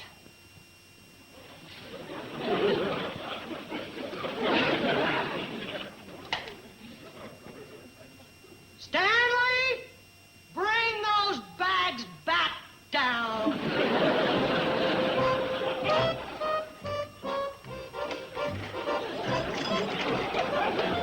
You asked for this, buddy. Ordinarily, I run a minimum security prison here, but you proved you couldn't be trusted. I was a bad boy. Yeah, but you ain't going to get a chance to be a bad boy anymore. These babies will slow you up for good. How do they feel? All right, I guess. Not too good for dancing. You can count your blessings I didn't put you in solitary. Get in there.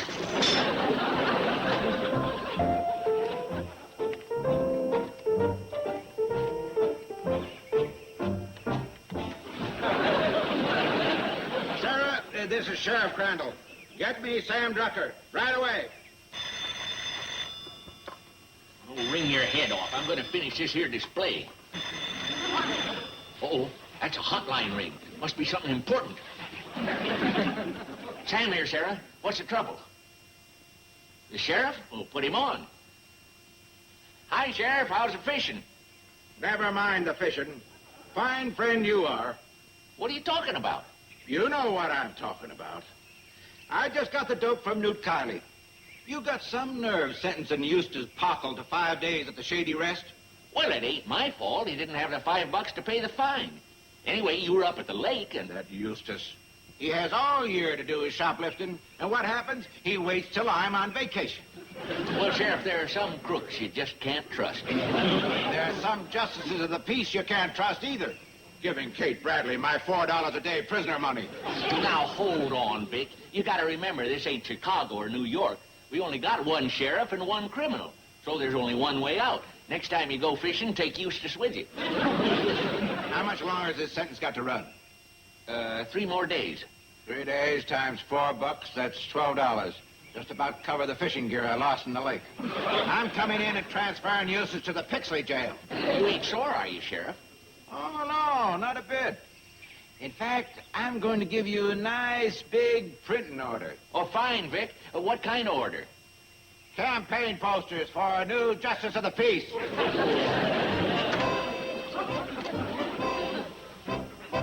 Oh, he wouldn't do that.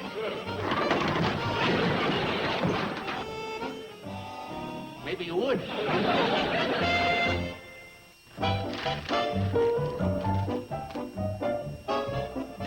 Uncle Joe! Girls! Our prisoner busted loose! He's gone! He picked the lock! What about them leg irons? Sorry, they didn't fit. You're lucky he didn't take the elevator with him. No, let's not panic. Eustace may be tricky, but he forgot one thing. He still has Joe Carson to deal with. I've got a shotgun head the posse. Your shotgun? Why, you act like Eustace was a vicious criminal. He escaped, didn't he? You gotta take immediate action. Oh, my gosh. Shotgun's missing. Well, Eustace must have taken it with him. Oh, my gosh.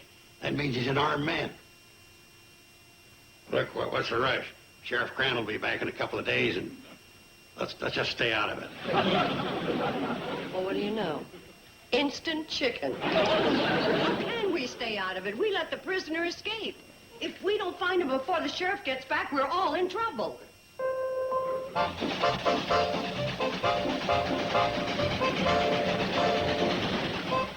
Yeah, and Sarah, remember to tell everybody the minute they see Eustace to call Sam Stewart.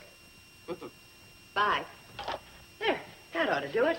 No, it won't, Kate. The sheriff's due back in 3 hours, and that tricky Eustace, he could be hiding in some meadow or the woods or Scoville Swamp, any place. Uncle Joe thought of that. Steve Elliott is up in his crop dusting plane right now searching the valley.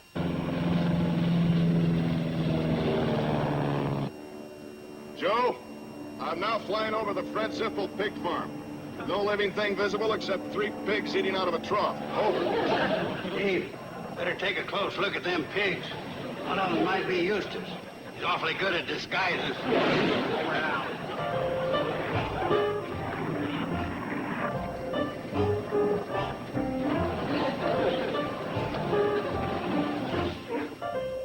Somebody ought to be calling in. Take it easy, Sam. Well, it's been over an hour, and we haven't heard a word. Hello? Who's this? It's Agnes Bunker. Hello, Agnes. Where'd you see him? Well, Eustace Pockle, of course. Well, if you didn't see him, what are you phoning in for? Agnes Bunker, ain't you got no more sense than to order chicken livers at a time like this? Well, for all I care, Mrs. Bunker, you can... Agnes, this is Kate Bradley. Could you call back later, dear? Uh-huh. Right now, Sam's chicken livers are in an uproar. Patrol handcar to pilot. Patrol handcar to pilot. Give me your 204. I'll be glad to. But what is a 204? That's code for what do you see down there? Oh, sure. I see a 308. What's a 308? That's code for nothing. Joe, I'm coming in. I've already crisscrossed this entire valley. There's no sign of Eustace. And I'm out of fuel. That's no reason to come down. Now listen, here's your new search pattern. Steve, are you listening? Hey. Yeah? Uh-huh. Okay. Oh, that was Joe. Steve combed the whole valley and didn't see a trace of Eustace. Well, there's only one thing for me to do. I'll go over to the sheriff's office, wait for him, and tell him the truth. Well, I'd close up the store and go with you, except for one thing. What's that? I don't want to get killed. It's my responsibility. He escaped while he was in my custody. Kate. Hmm? You've been a real good friend. Been?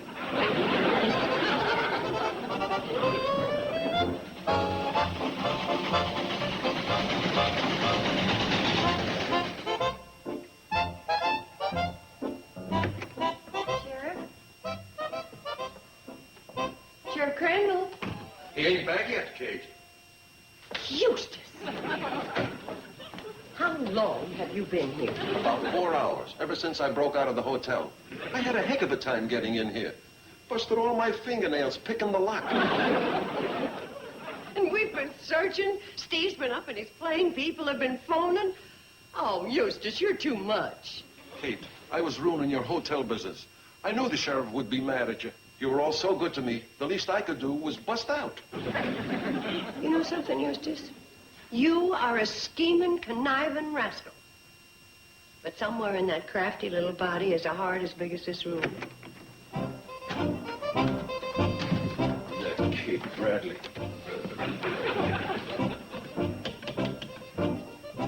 Sarah, get me Kate Bradley. Oh, yes, I forgot she doesn't have a phone. Hi, Sheriff. Hi, Kate. Sarah, if she doesn't have a phone, how come I'm talking? There you are. Well, you've ruined my fishing trip. Not only that, you've horned in on my legitimate rake-off for boarding prisoners. Sheriff. On top of all that, I just found out that you let Pockle escape. Sheriff. Now I gotta give the taxpayers the added expense of finding him. Sheriff, can I have a drink of water? Eustace, you shut up until I'm ready. Eustace. I think that Eustace deserves more than a glass of water. Sheriff, why don't you phone the Pixley Diner and have them send over a strawberry float? Okay, Kate. I'll do it as soon as I repark the squad car. Not a good example for the town having the sheriff double park.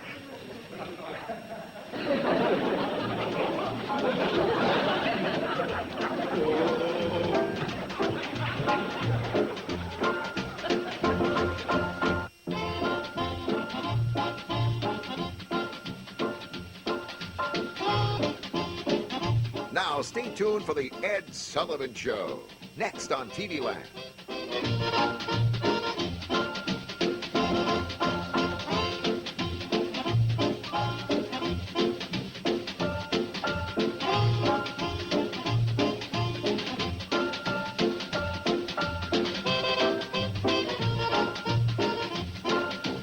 Petticoat Junction.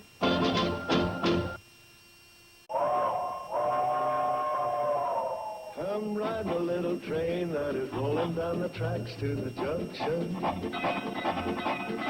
Forget about your cares, it is time to relax at the junction. Lots of curves, you bet, and even more when you get to the junction. Petticoat Junction. There's a little hotel called the Shady Rest at the junction. Petticoat Junction. It is run by Kate. Come and be her guest at the junction. Petticoat Junction. And that's Uncle Joe. He's a moving kind of slow at the junction. Petticoat Junction.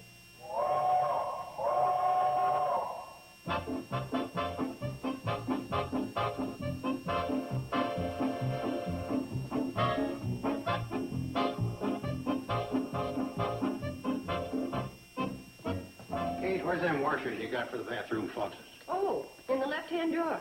You mean you're finally getting around to fixing those leaky faucets? No, I'm going down to have a game with Charlie and Floyd. We're short a couple of black checkers.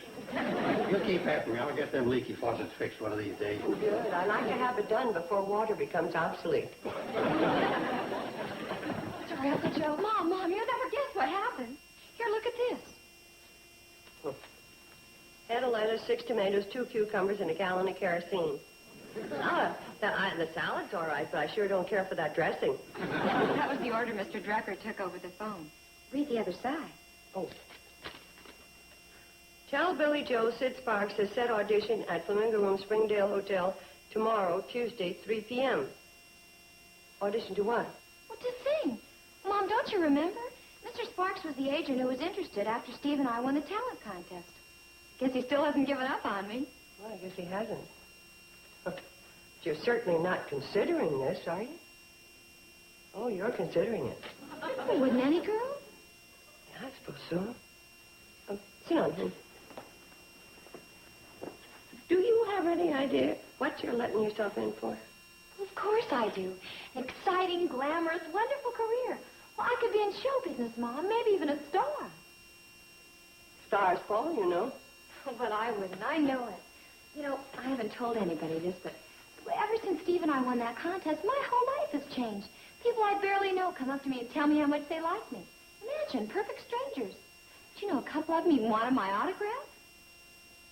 What about Steve? Oh, he has his career as flying. What about your secretarial school? Oh, Mom, well, how can you compare that to show business? I mean, how many people want your autograph because you can type 80 words a minute? Mom, are you trying to tell me not to take this opportunity? Sweetie, I'm thinking only of your own good when I say I'd rather you passed it up. Well, is that an order or a suggestion? Well, since you're 21, I guess it's a suggestion. Oh, thanks, Mom. That's just how I'll take it. An order or a suggestion? Funny, there didn't used to be any difference between the two. Well, I'm all set. Is that your audition outfit? Mm-hmm. I worked half the night on it. Well, anybody to wish me luck? Oh, of course, dear. Good luck. I think it's just thrilling having a star for a sister. Me too. I'd give you my lucky never-fail rabbit's foot to carry, but I lost it to Sam Drucker in a checker game.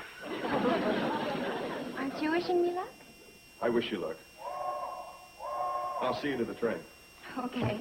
Bye, everybody. See you later. Bye. Bye. Mom, you don't seem to be too happy about this. Well, whatever's to be will be. This whole thing could be a boon to our airline dynasty. We could fly charter flights to wherever Billy Joe is appearing. Las Vegas, Miami, Crabwell Corners, Hong Kong. Hong Kong? Sure. Say, that reminds me. I got to send for a catalog and check the price of pontoon. Well,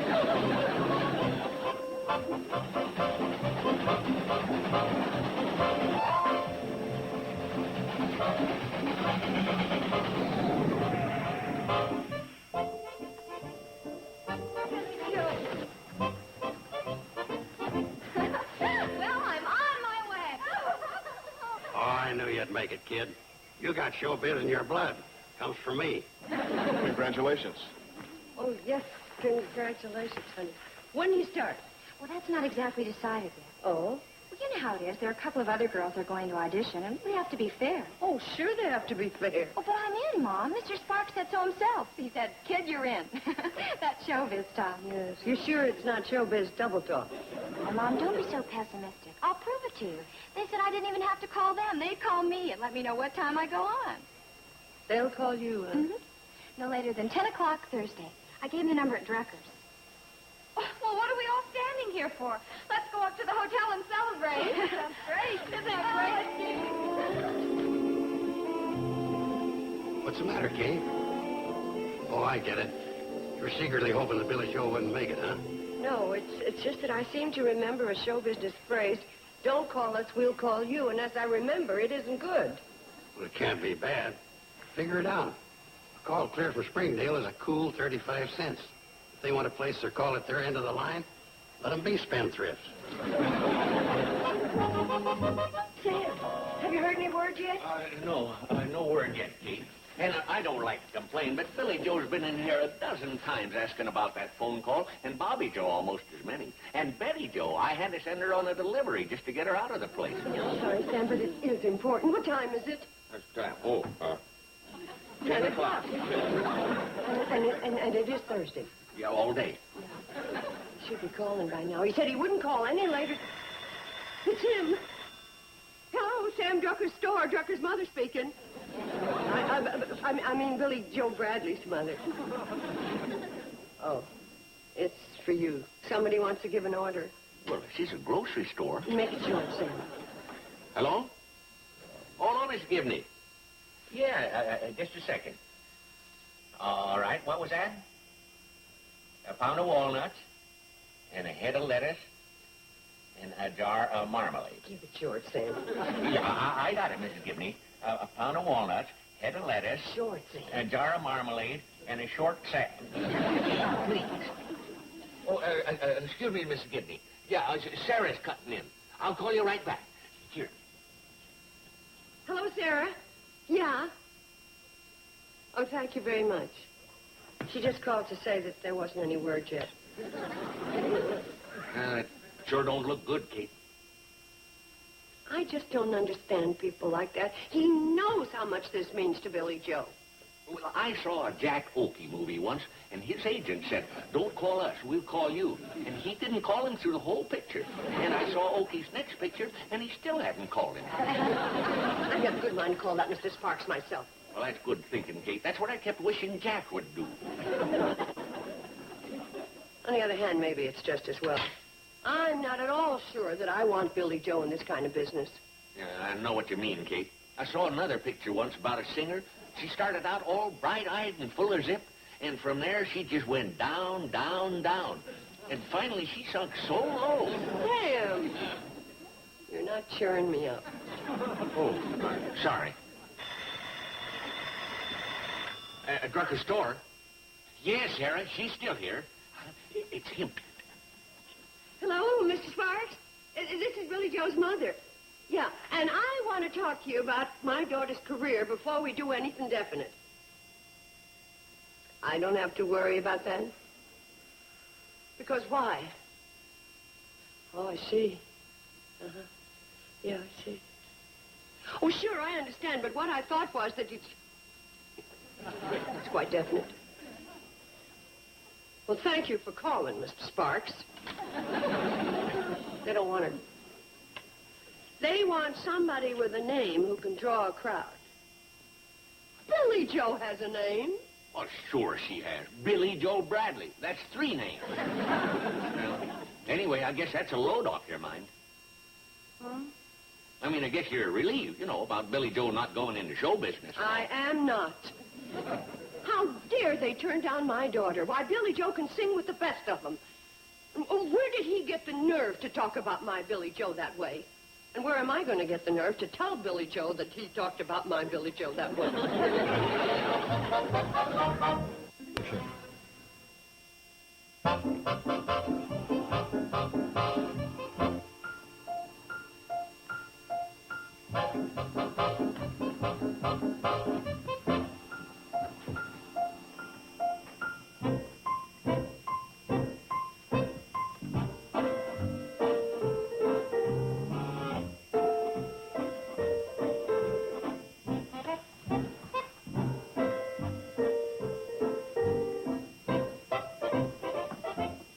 Mom, you're back. Oh, yeah. Yeah, I guess I am. Well, what did he say? Who? Mr. Sparks. Oh, him. What did he say? Well, he said hello after I said hello, and then I said... Mom, are you sure you talked to him? Well, of course I'm sure I talked to him. Well, what did you talk about? About 2 minutes. Mom, you've got bad news. Whatever would put such a notion into your head? Do you think your mother would keep something from you? She might. She did. I didn't get the job. Oh, Mom, I just died. Oh, honey, it's really not as bad as you're making it. Mr. Austin thought you had a lovely voice and made a wonderful appearance. Well, if that's true, then why didn't I get the job? Well, because, well, show business is different from other business. It just doesn't happen overnight. Well, then there's still hope that something might happen? Well, of course it's... As a matter of fact, I'm sure something will happen.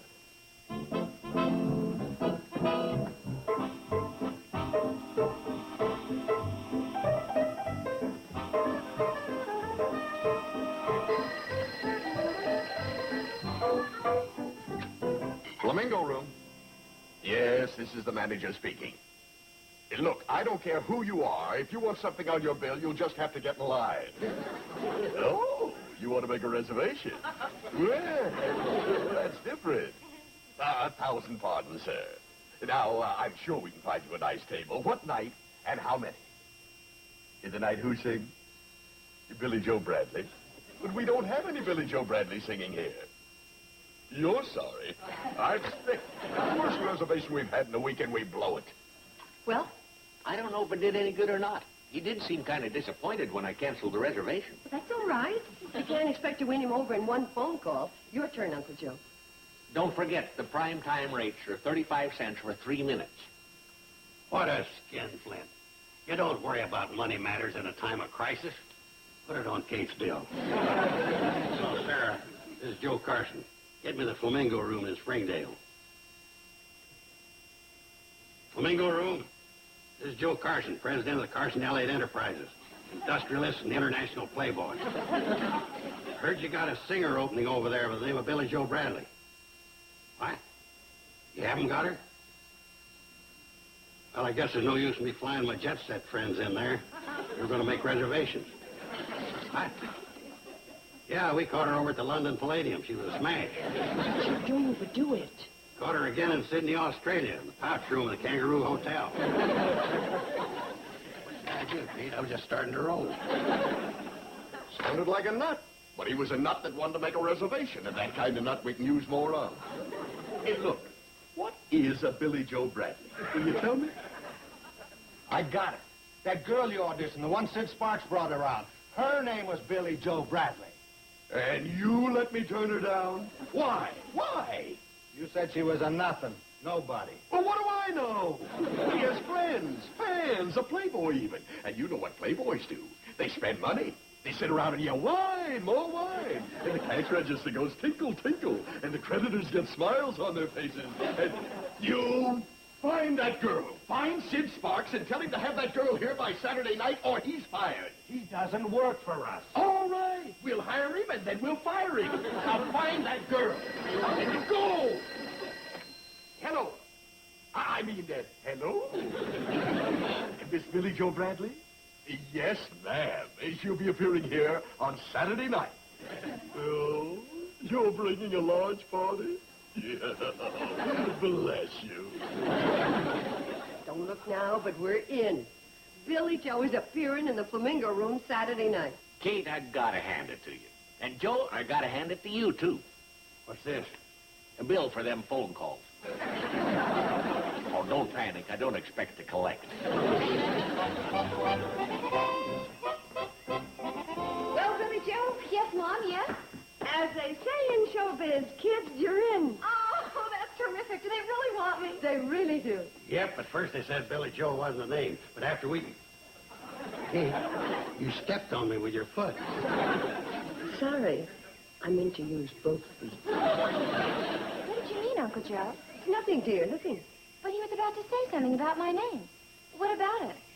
Is it too Hooter Village? Well, it could be that, but forget it. Forget it. He's hired you, and we're all going to be there, and so are our friends, and we're going to be very, very proud of you. And that's all that counts, isn't it? I guess so. Come on. Billy Joe Bradley. Billy Joe Bradley. Billy Joe Bradley? Yes. Billy Joe, What are you doing? I'm trying to pick out a name for myself. You've got a name. Professionally, I mean. It's got to be something glamorous, something big. Oh, how about Sandy Koufax? That's big. No, you two aren't helping. Colette. Yvette. Miss Stenglett.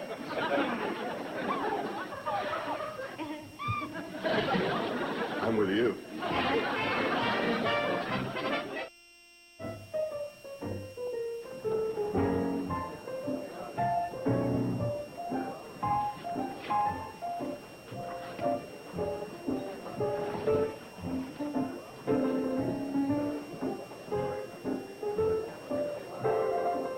Good evening. Welcome to the Flamingo Room. Good evening. Do you have a reservation? We're with the Joe Carson party. No, well, follow me. Joe. Be there in a minute, Kate. Sam, will you give her your hat? If it's all the same to you, Joe, I'd just soon keep it with me. Sam, you're out on the town tonight. Live it up a little. I know, but Check your hat. If you're worried about getting it back, I'll pay the nickel. Only one of the jet set that gives me trouble. Mr. Miss Gibney, so nice you could make it. Hi, Bert, Edith. Is this the table for the young people? Yeah. Hi there, Norman. I want to get a better table that's missing my name. You'll notice when you're with Joe Carson, you get nothing but A treatment. Best view in the house. You can see everything. Hey, this is no place for the head of a dynasty to be sitting. I'm going to talk to the manager. Please, Uncle Joe, just pull your chair over.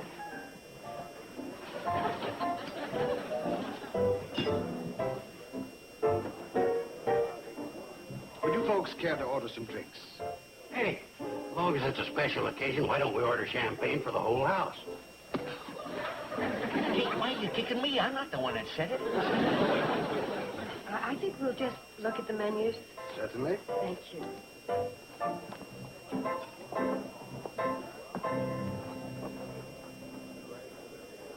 Hey, they're dimming the lights. Well, I can understand why. Did you get a load of those prices? I think the show's going to start. Good evening, ladies and gentlemen, and welcome to the Club Flamingo. For your pleasure, we proudly present that new singing sensation, the fabulous, exotic Monique. Monique, there must be two singers on the show tonight. Billy Joe will probably come on right after this Italian gal's through.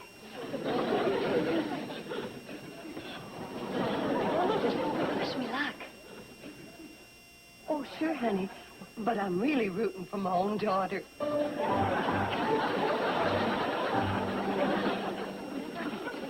She is my own daughter. That's Billy Joe. Wonder what she's made up at.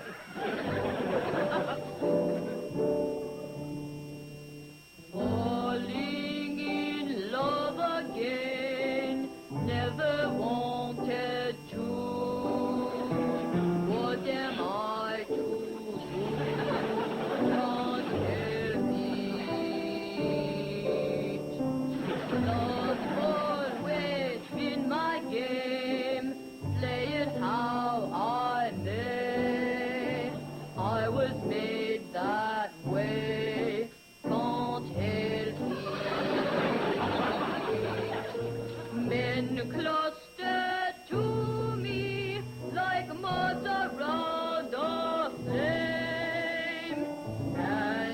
flame? Moits.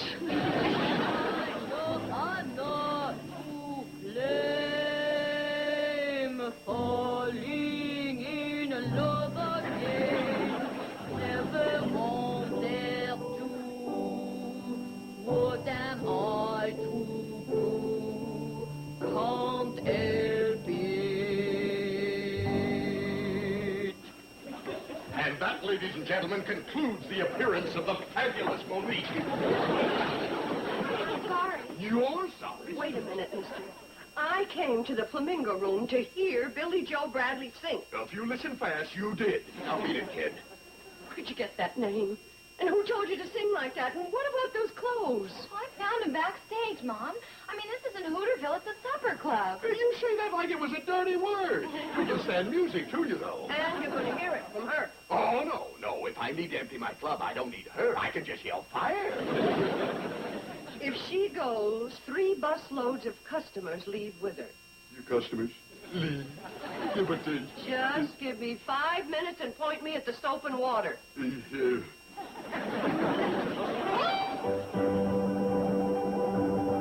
now for our second star of the evening, Miss Billy Joe Bradley.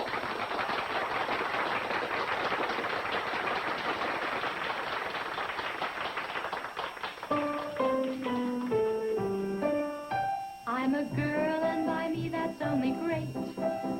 I am proud that my silhouette is curvy, that I walk with a sweet and girlish gait, with my hips kind of swivelly and swervy.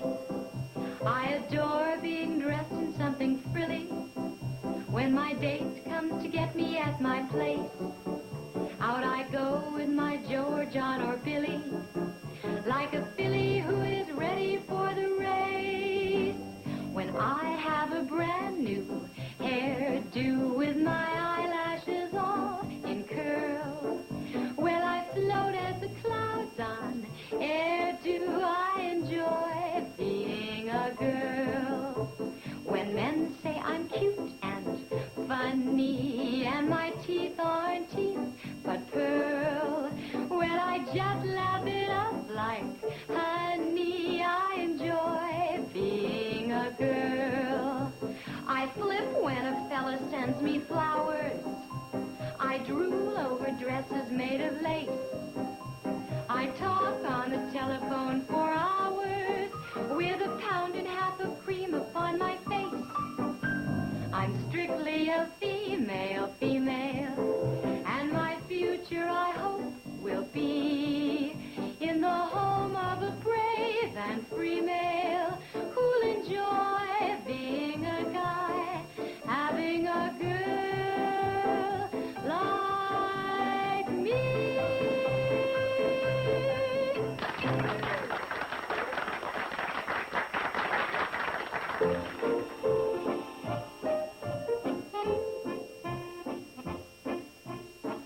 Well, here I am back again, struggling with the books, and Uncle Joe's napping on the sofa. Things are sure back to normal, thank goodness. What? Where's Kay? I was just commenting on life at the Shady Rest. We had a flurry of excitement, but that's behind us now. Billy Joe had her fling, and I think she got it out of her system. Mom, look at this message I just got from Mr. Drucker. Oh, no. Here, read it. Head of lettuce, 4 tomatoes, 2 cucumbers, and a jar of mayonnaise. Well, at least the dressing for this salad is better than the other one. It's on the other side, Mom. Oh. Billy Joe to report to Commerce Building in Pixley, 10 a.m. Saturday for interview regarding job as legal secretary. Well, now, there is an interview I go for. And you won't have to use that ridiculous name, Monique. Yes, that is ridiculous. I think I better call myself Colette. You didn't finish reading the rest of the note. Look at the name of the lawyer I might be working for. Jean-Pierre Maurice Boudreaux. Like you was saying, Kate, things sure are back to normal.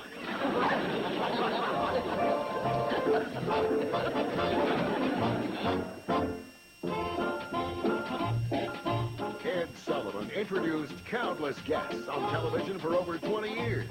And this weekend, you'll see a great many of them all at once when TV Land presents The Ed Sullivan Show in Vertivision. 6 back-to-back Sullivan episodes. Tomorrow night, starting at 8 Eastern, 5 Pacific, only on TV Land. Now stay tuned for Green Acres as Hooterville Saturday continues here in TV Land. Petticoat Junction. Come ride the little train that is rolling down the tracks to the junction. Forget about your cares, it is time to relax at the junction. Lots of curves, you bet, and even more when you get to the junction. Petticoat Junction.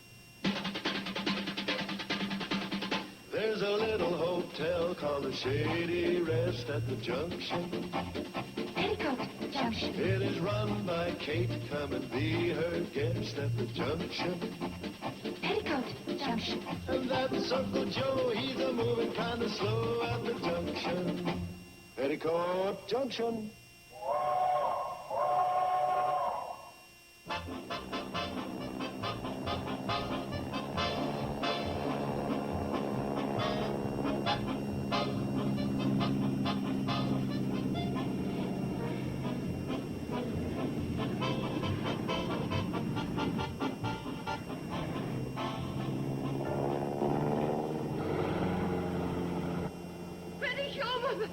Be careful up there.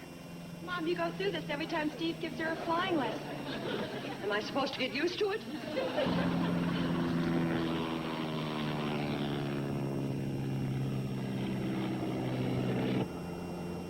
She's doing fine.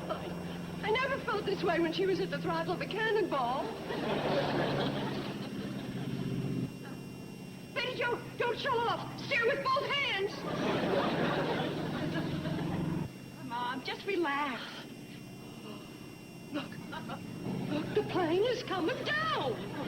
Mom, it's got to come down to land. Oh.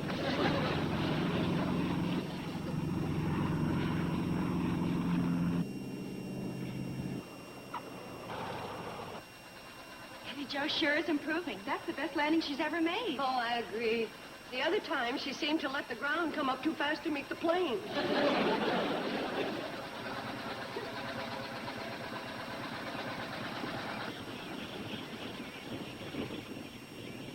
Well, how'd I do, teacher? Great. I'd say you're about ready to graduate. You mean the next time I go up, I can solo? I think you're ready. Mom, Mommy Joe, Steve says I'm ready to solo. Oh, good. I always did know you had a nice voice. Steve means soloing in the plane. I know what he means. I'm just trying to put off that day as long as possible. Well, don't worry about the shortstop, Mrs. Bradley. She's a terrific pupil. That's because I have a terrific teacher. Yeah. First time in my parent-teacher relationship I ever wanted to talk a pupil into becoming a dropout. Oh, you don't have to worry. The one thing Steve harps on is safety. Right. And before anybody does any more flying, I'm going to tear down that engine and overhaul it. Well, when do we start? We? Well, you must have something better to do than hold hands with a fuel pump. No, I don't. Besides, how else am I going to pay for my flying lessons? Okay, I could use a grease monkey. That's me. Get up to the hotel and change your clothes. Okay. Oh, don't forget. As soon as the plane's ready, I get to solo.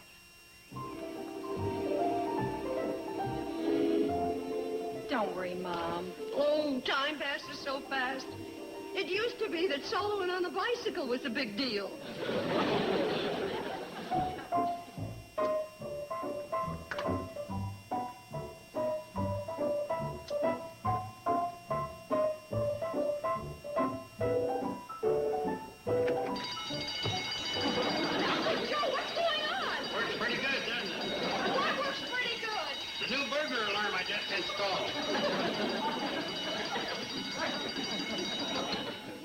If you'd have been a burglar, you wouldn't have had a chance.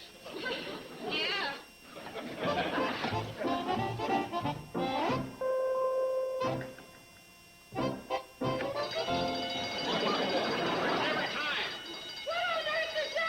The new burglar alarm. I knew it.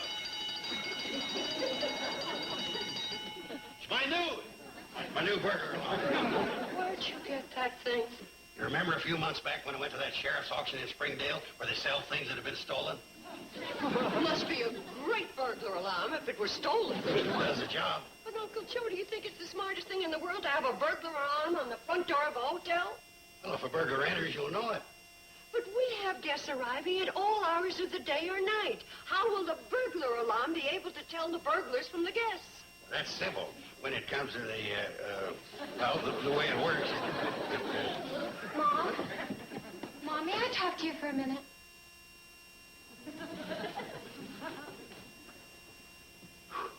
Thanks, Billy Joe. Mom, I was just talking to Betty Jo, and she tells me that she's going down to help Steve work on his plane. Yeah, that's the way I understand it.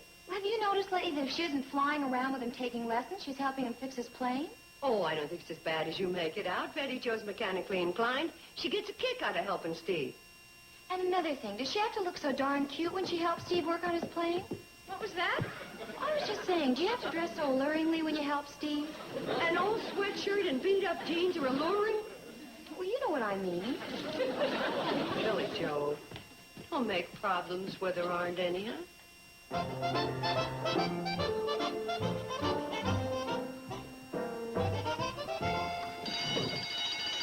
hooked her up to the cash drawer, too.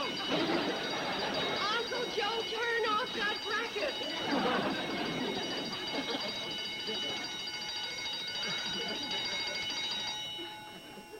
I said I hooked her up in the cash drawer, too. All right, you caught me red-handed. I'll go quietly. Am I too irresistible now?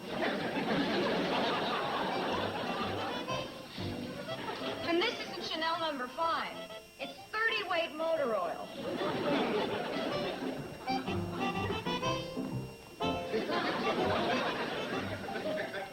Hold it!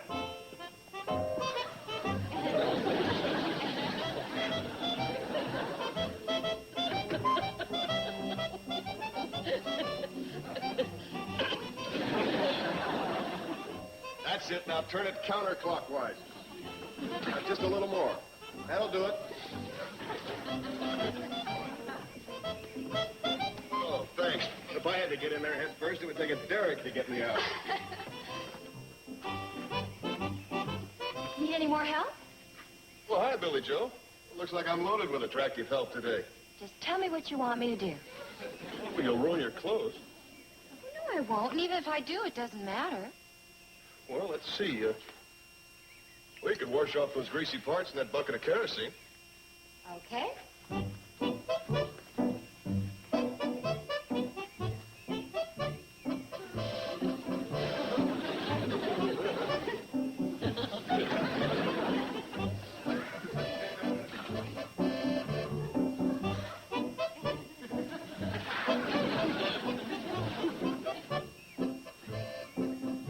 Steve, I think I'd better be getting back to the hotel.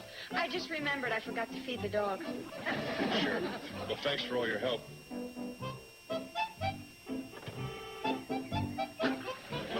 Billy Joe, would you hand me that wrench over there, please? Sure. Which one is the wrench? I can't understand why she should act that way. Can you? Yes, I think I can. Mom, you weren't saying she might be jealous of me. Well, Billy Joe shouldn't be jealous of you. She's got a lot going for her. But I don't know whether anybody's pointed this out to you, but you're not a little girl anymore. What do you mean by that? Well, what I mean is that, look, you are definitely the same sex as Billy Joe, which is the opposite sex of Steve, which is what makes the world go round. Are you trying to tell me that I could be a threat to Billy Joe? What I'm trying to tell you is that she... Boy, it was a lot easier when all I had to do was look you up in Dr. Spock. Yeah, wasn't it? Thanks, Mom.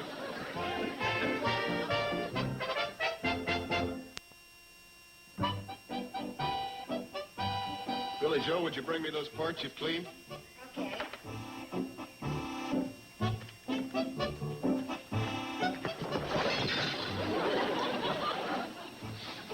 Steve, I'm sorry. That's okay. I'll pick them up.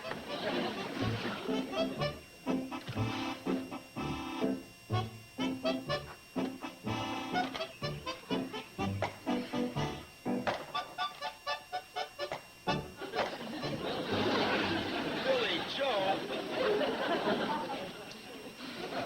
Steve, I'm sorry. Billy Joe, why don't you just go over there, way over there, and sit down?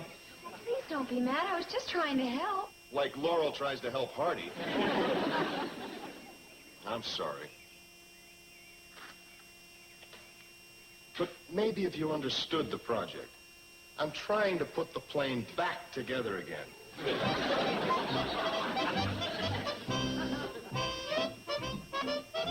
Mother. Hello, who? Oh, Mother. I've been Mom so long, I wonder who you meant. What are you dressed for? To go shopping. Where, Tiffany's? No, Drucker store. Drucker store? Don't you remember? You asked me to pick up some ground round for supper. Well, it'd be interesting to see how you'd have dressed if I'd asked for top sirloin. Well, you said I was, well, maturing. Yes, I did. And so you are. But, I'm wearing some of your cologne. I didn't think it was 30-weight motor oil. Shady, don't you think this transition is sort of sudden? You said I wasn't a little girl anymore. Yeah, I know I did, but... Well? Well, isn't there something sort of in between Shirley Temple and Zsa Zsa? You think I should go back and change again? No. But if I look ridiculous You or don't look something... ridiculous. It's just that... Oh, come on. You run alone. Nobody could find fault with a pretty girl in a pretty dress. Thanks, Mom. Do you think other people will notice that I'm different? It's, just barely possible. I hope so. Bye, Mom. Good boy. All right, Floyd, give me... What in the tarnation are you doing? Oh, just listen to see if there's a train coming. Floyd, you meathead, you. How could there be a train coming when we got the only train on the track? Well, a feller can dream, can't he? Charlie, wouldn't it be something if we had two trains on the picture to Hooterville around? Then we could put up one of them signals with the red and the green and the amber lights. We'd be living. You living for long. Something's got to give when you've got two trains and only one track. You got a point there. Boy, am I glad I don't hear one coming. Well, howdy, man. You're just in time. We're just pulling out. Hey, that's Betty Joe. Good afternoon. Where you going, Betty Joe, to a wedding? No. To a funeral? No. You get your picture took? No. I'll pass. Me too. I've run out of reason for being dressed up like that. I'm just on my way to Drucker's store to get some ground round steak. On your way to Drucker's store to get some ground round steak? That's right. Good thing we passed. I'd have been here all night trying to come up with that reason. Well, that's all right, Floyd. I'll ride up in the cab with you guys like I always do. Oh, no, Betty Joe. You couldn't ride in the engine cab all gussied up like that. Some of that wood we burned's got pitch and creosote, and we wouldn't want you to get your pretty duds all messed up. Well, I'll be careful. Really, I will. No, Betty Joe, you just ain't the engine cab type anymore.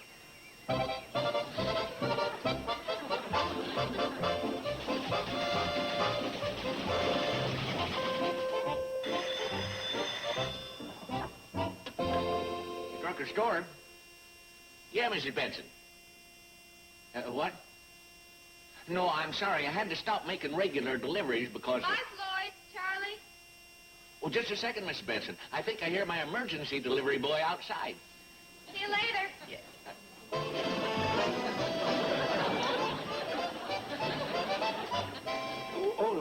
Sorry, Mrs. Benson. My delivery boy just grew up into a lady. Mr. Drucker, if you've got a delivery, I'll do it for you. Well, like that? That'd be like asking Lady Bird to clean a halibut. But I know how to start your truck. Betty Joe, the springs in the front seat of that truck are popping up like a convention of jack-in-the-boxes. Why, if one of them was to tear that pretty dress of yours, I could never forgive myself. You mind telling me what you're made up for? Why does everybody think I'm made up for something? Couldn't you think of me as an average girl wearing a nice dress? Yeah, I could, but it'd still come out Betty Jo, and she must be made up for something. Mr. Drucker, don't you realize people change? I mean, well, maybe you haven't noticed, but I'm the same sex as my oldest sister. Well, yeah, that part comes across real good. But what are you made up for? I'm trying to tell you that... Okay. I put on this dress because Mom asked me to come up here and get 5 pounds of hamburger. I knew you were made up for something. 5 pounds of hamburger? Well, least I can do is gift wrap it for you. Uncle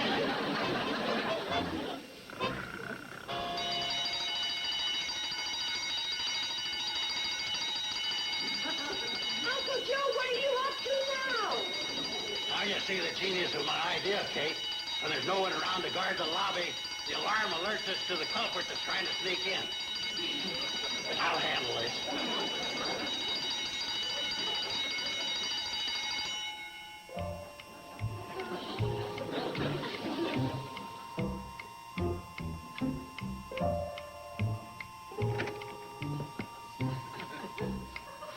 This isn't kid you and Kate. Oh, so it's you. Take his paw prints. I'll call the sheriff. You've been asking for it. One of these days, I'm putting in a dog alarm. Come on outside. I want to have a talk with you. Hi. Betty Jo. Hi, Betty Jo. Hi there. What are you doing here? Just on my way back from Drucker's. Dressed like that? You came this far out of your way through the woods? I just, wanted to see how the plane's getting along. Oh, is that so? How is the plane getting along? Oh, just fine. Well, anything I can do to help? And ruin that dress? Don't be silly. Oh, this old thing? This old thing? Well, that just happens to be her best and newest dress she has on. And if I'm not mistaken, that just happens to be Mom's best cologne she's wearing, too. I like it. What's it all about, kid? What are you made up for? Do I have to be made up for something? Well, no, except you're always sort of... Well, you're well, I mean, I think of you as a... Go ahead and say it. Tomboy. That's it.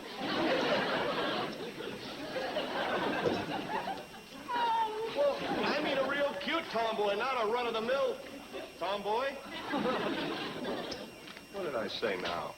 Men, come on, sit down. I'll try to explain it.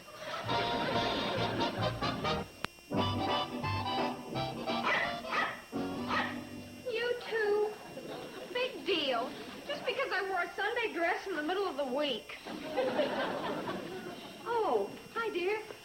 How'd everybody like you? You mean before or after they stopped laughing? Oh, honey, what's the matter? I've just put in the most miserable day I ever had. All anybody said was, what are you made up for, kid? Even Steve.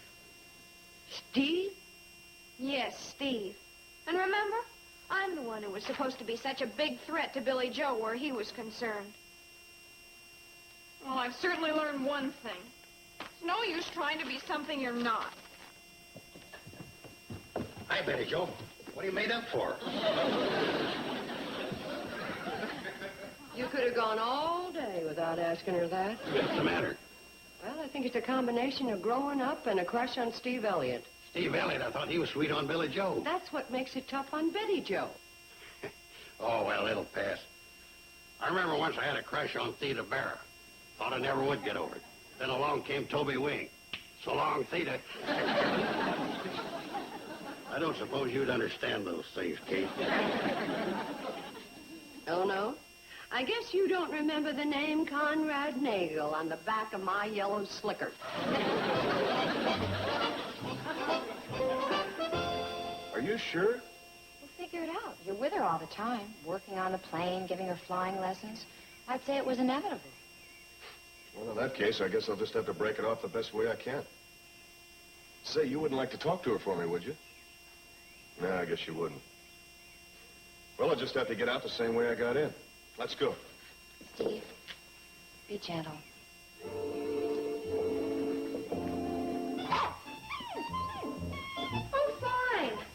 way you like me. Well, there's the gal we know. Welcome back, shortstop. Thanks. I was just going down to work on the plane. What do you want me to do? Well, as a matter of fact, Oh, excuse me, I'm going to go get cleaned up. Well? Hmm? What do you want me to do? Do? Oh, on the plane? Nothing. Nothing. Well, why? Well, because it's fixed. You mean it's all ready to go? Yeah, that's right. Yeah? Oh, boy, now I can solo. Huh? Well, you said as soon as she was fixed, I could take her up. Yeah, I know, but, well, I've been thinking maybe we ought to hold off for a while. Hold off? Yeah, well, you're pretty young, and this is a pretty big step. And I just think it's better if we put it off for a while, okay? Okay. Well, of all the dirty tricks! After all the hours I've spent working on that plane, and the promises he's made. Oh!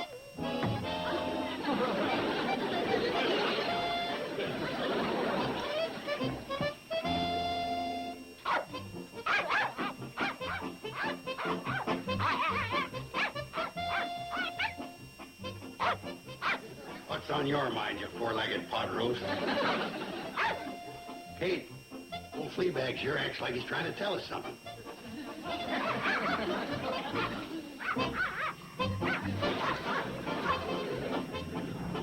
Big deal, so Steve's flying around in his plane. Relax, Kate. Old Nuisance here is making a big thing out of Steve flying around in his plane. Steve? Yeah, Steve. That's Steve up there, and he... You numbskull. How can Steve be up there when he's down here? That is my plane.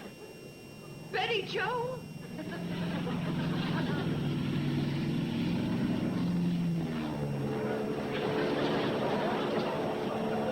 Look, Steve, look. She's flying the plane crooked. She doesn't have the wings even. No, it's okay, Mrs. Bradley. She's just dipping her wings to let us know she sees us. Don't see us. Fly straight.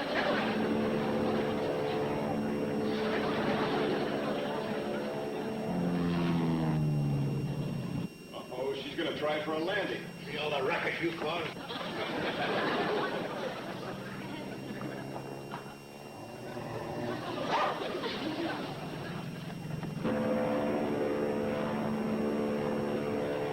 Okay, shortstop, bring her in.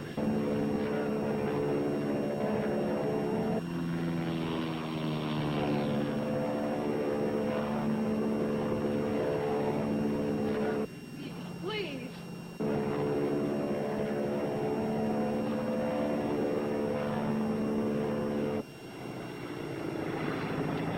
Easy. Easy now, that's it. I can't look. You can do her, Betty Joe. Gently. Let her down gently. That's it. That's my girl.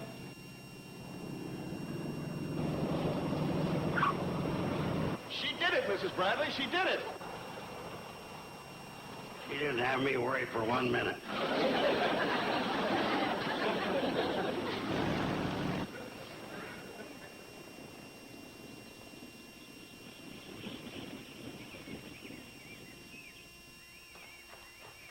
Hi! You little monkey, what are you trying to do?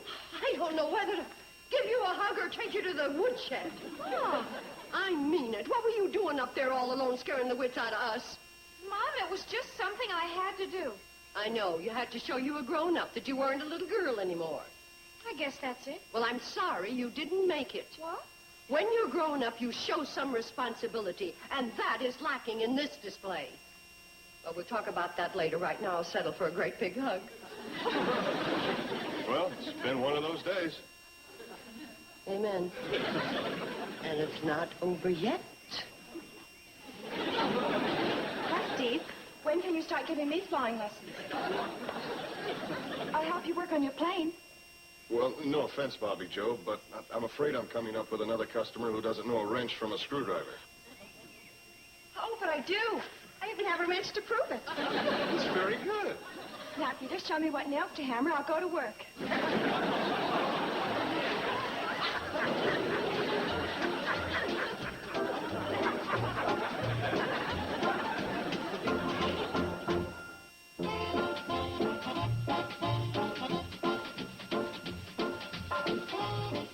This weekend on TV Land, enjoy a sampling of the good, the weird, and the wonderful from our television archives.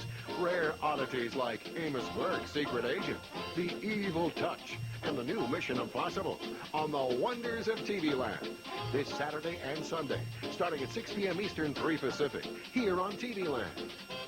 Now stay tuned for Green Acres, next on Nick at Night's TV Land. Junction. রান্না শুরুর পালা এবং আপনারা সবাই জানেন যে আমাদের বিজ্ঞ বিচারকেরা গত পর্বের মতো এবারও আপনাদের সময় দিয়েছে 1 ঘন্টা। এই 1 ঘন্টার মধ্যে রান্না কমপ্লিট করতে হবে, প্লেটিং করতে হবে, কিচেন ক্লিন করতে হবে এবং অবশ্যই খুবই ইম্পর্টেন্ট যে পার্ট সেটা হচ্ছে কস্টিং। সো আজকে আমরা সবাই চাই এই 8টি টিম যেন খুব প্রপারলি সব কিছু কমপ্লিট করে। ওকে, সো আপনাদের সময় শুরু হচ্ছে এখন। বসাবো পানি দিব না এই যে পায়ে দেন ডালটা দিই তো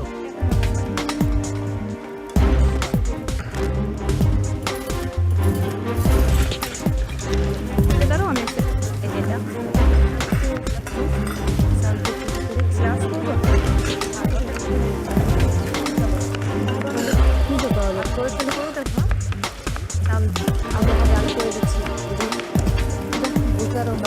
যেটা সাইডগুলো দেখতে গ্লাভস পরে নিতে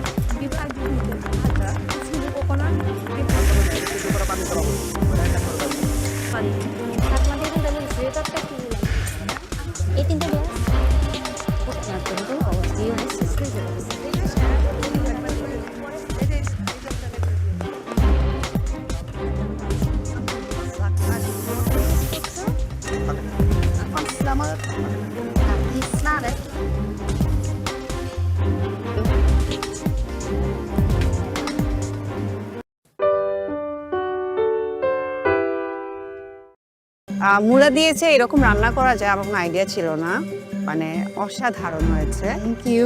বিশেষ করে এই মুজটা তো মানে অন্যরকম, আনবিলিভেবল, মানে ওয়াও একটা ফিল। Thank you. এবারে ঢাকার নাশিতা বাসার আপনার ফুড নিয়ে চলে আসুন।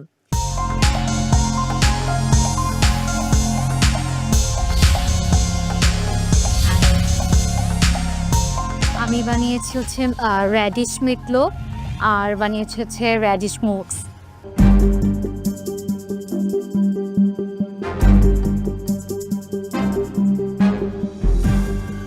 স্টাফিং এ মূলার সাথে আর কি দিয়েছেন? মূলা ক্রিম চিজ এন্ড মূলা, ফিলাডেলফিয়া চিজ আর একটু ব্ল্যাক পেপার।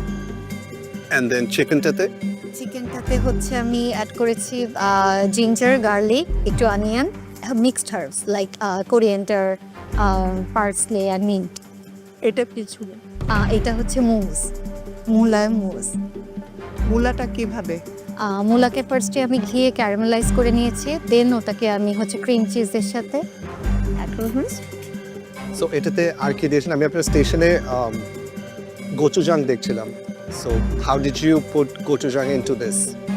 গোচুজাং বেসিক্যালি এনেছিলাম আমি ভেবেছিলাম যে মূলার বানাবো আপনার কিমচি বানাবো বাট আমি আসলে টাইমে কভার করতে পারিনি দ্যাটস এটা স্কিপ করেছি খুব ভালো হয়েছে আমার কাছে লোফটাও ভালো লেগেছে মূলা দিয়ে যে লোফটা তৈরি করা হয়েছে আর মুসটা একদম সুপার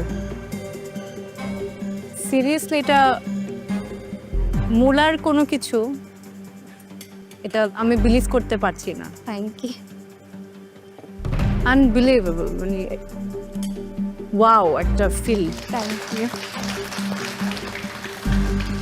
সত্যি খুব ভালো সত্যি খুব ভালো থ্যাংক ইউ নাশিদা মূলা দিয়েছে এরকম রান্না করা যায় আমার কোনো আইডিয়া ছিল না মানে অসাধারণ হয়েছে থ্যাংক ইউ বিশেষ করে এই মুসটা তো মানে অন্যরকম মিষ্টি একদম পারফেক্ট আমি মিষ্টি মানে খুব কম খাই খেতে পারি না বাট এটা একদম আমি আপনার কথা চিন্তা করি একটু তাই না কম দিয়ে মানে এটা আমার কাছে মিষ্টি মনেই হয়নি মানে এতটা পারফেক্ট হয়েছে অ্যান্ড দেন এটাও তো বেস্ট এবং এই প্রোগ্রামের নাম যে পারলে খাওয়াও আমি যে চ্যালেঞ্জ দিয়েছি আমি জানি না মানে একের পর এক আমি হেরে যাচ্ছি I think আজকে বাকি 3 জাজেসের ফেভারিট ছিল মুলা মুসটা by the way I love the name Mula Moose but I think this would be my favorite I absolutely love it and I can't stop eating it আমি নিজের জন্য যে পিসটা নিয়েছিলাম ওটা শেষ হয়ে গেছে now I'm just nibbling on this very well done I can taste the mula, the texture of mula. আপনি completely off চলে যাননি আমি ক্রিম চিজ দেখে মনে করেছিলাম যে মুলার কে মনে হয় ওভার পাওয়ার করে নেবে but I can taste the mula চিকেনের সাথে it blends really well I think it was a very smart concept with the sauce it's just magical great job very well done costing ঠিক আছে thank you very much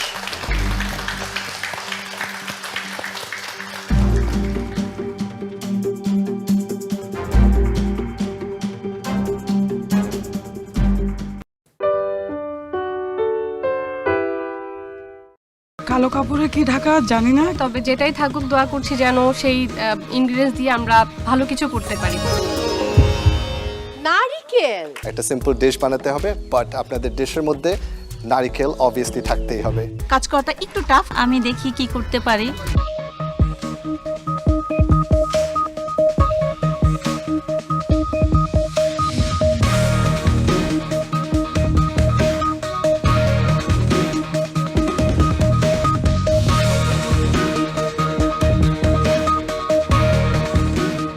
কালো কাপড়ে কি ঢাকা জানি না কিন্তু আশা করি যেন ডিম হয় আমি ডিম হলে খুব খুশি হব জানি না ভেতরে কি আছে তবে যেটাই থাকুক দোয়া করছি যেন সেই ইনগ্রেডিয়েন্টস দিয়ে আমরা ভালো কিছু করতে পারি আসলে খুব টেনশন হচ্ছে এর ভেতরে কি না জানি আছে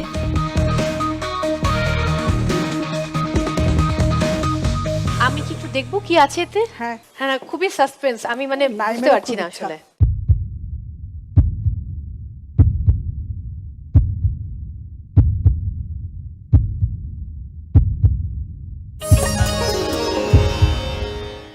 নারিকেল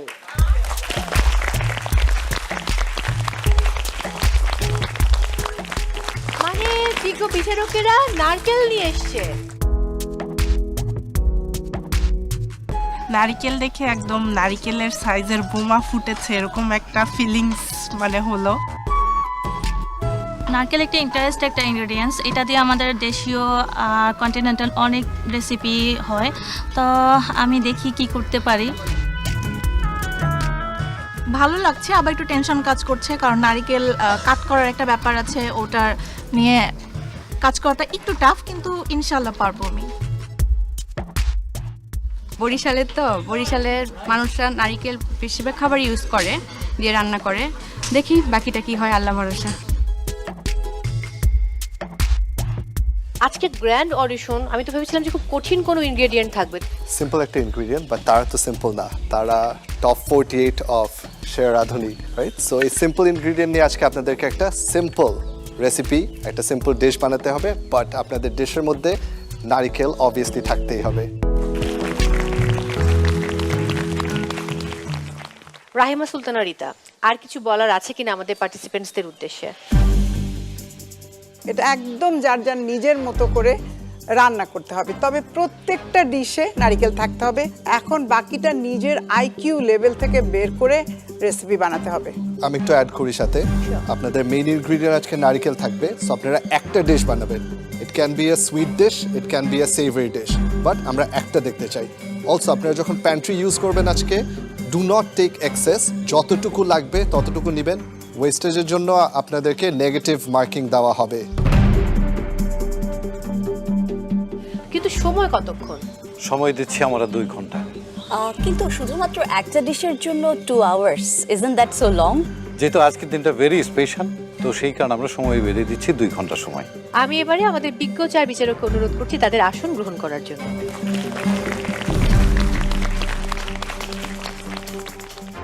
এবার আমি সব পার্টিসিপেন্টসদের অনুরোধ করছি সামনে এসে সারিবদ্ধভাবে নারকেল নিয়ে যাবার জন্য।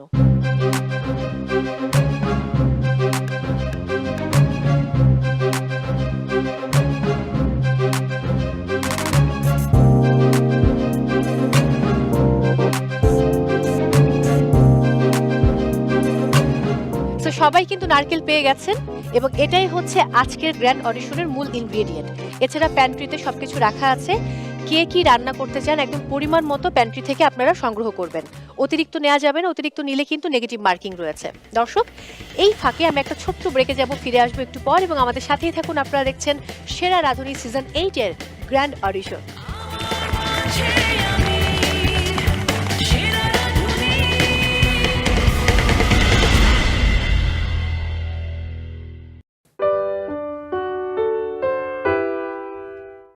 পোড়া নারিকেলের মিরুরি।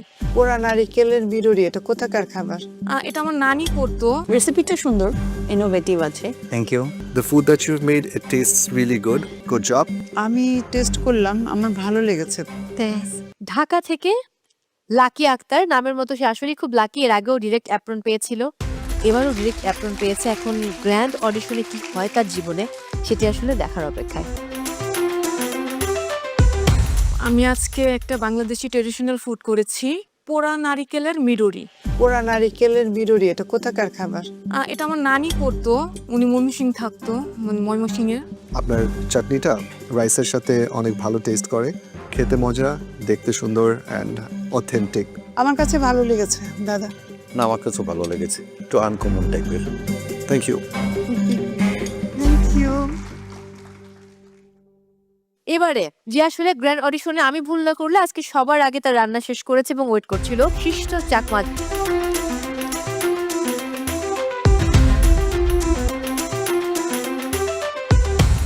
আজকে আমি বানিয়েছি আমাদের চাকমাদের বড়া পিঠা।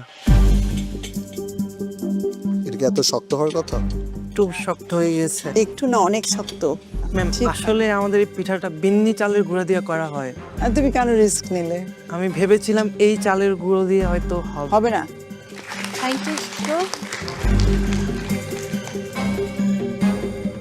এবারে ঢাকা থেকে অসিত কর্মকার, সেরা রাঁধুনিতে তিনি পার্টিসিপেট করেছেন 4 বার এবার দিয়ে। আসুন দেখা যাক এবার আপনার ভাগ্যে কি হয়। এটা বানিয়েছি হাইড অ্যান্ড সিক প্রোটিনিক বল, আর সাথে একটা কোকোনাট দিয়ে মাস্টার সস। আর নারিকেলের সাথে একটা দেখতে পাচ্ছি ট্রায়াঙ্গেল, ওটা ছিল নারিকেল দিয়ে আমি একটা ক্রেপ করার ট্রাই করেছি। রেসিপিটা সুন্দর, ইনোভেটিভ আছে। Thank you. নিঃসন্দেহে এর টেস্টটা খুব ভালো ছিল, প্রেজেন্টেশনটাও খুব সুন্দর ছিল। Thank you very much.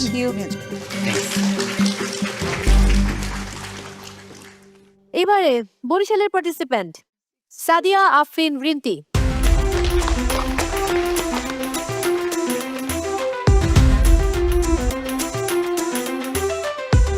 এটা হচ্ছে coconut prawn bisque. Coconut prawn bisque. How did you come up with this? স্টকটা পুরাই হচ্ছে গিয়ে কোকোনাট দিয়ে তৈরি করেছে, মানে কোকোনাট মিল্ক দিয়ে। আমি কোনো ওয়াটার ইউজ করি নাই। আমি টেস্ট করলাম, আমার ভালো লেগেছে। ফিউশন করেছো, বাট ভালো লেগেছে। Test is good. দুজন সেম রেসিপি, একজন একটা বেটার। লেটস সি কাটটা হয়।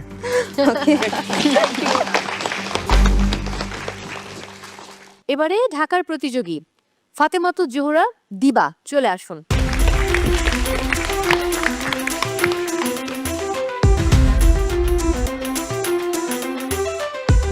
আমি আজকে বানিয়েছি একটি প্যালেস্তানিয়ান ডিশ, এটার নাম হচ্ছে মাকলুবা। প্যালেস্তানের অবস্থা তো আমরা সবাই জানি, ওদের অবস্থার জন্য হচ্ছে যে আমি ওদের জন্য একটা ট্রিবিউট বলতে পারেন অথবা সাপোর্ট বলতে পারেন আর কি। মানে through food you are paying tribute to them, that's great. The food that you've made, it tastes really good. Lucrative লাগতেছে আর কি। Good job.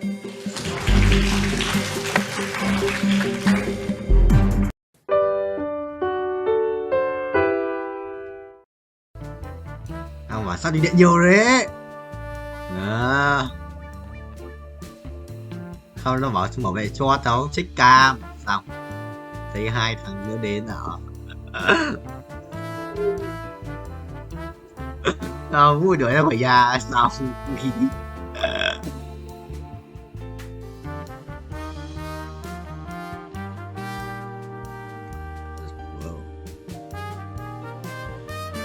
Bắt tay eo thằng Dương đang thằng Cương đang cái nhạc lại. Đó, thằng Cương đang cái nhạc cái Cương thằng Cương đang cái nhạc mà kiểu nhạc sau khi chia tay ấy.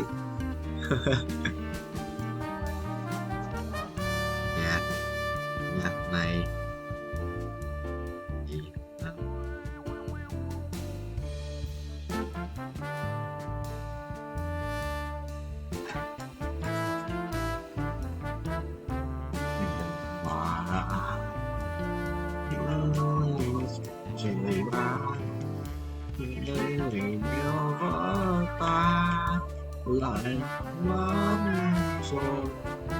anh giống thằng Cương chia tay rồi, sao nó ra cái nhạc kia?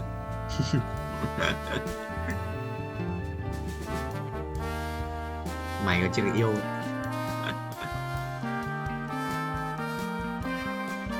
Cái gì chuẩn chưa?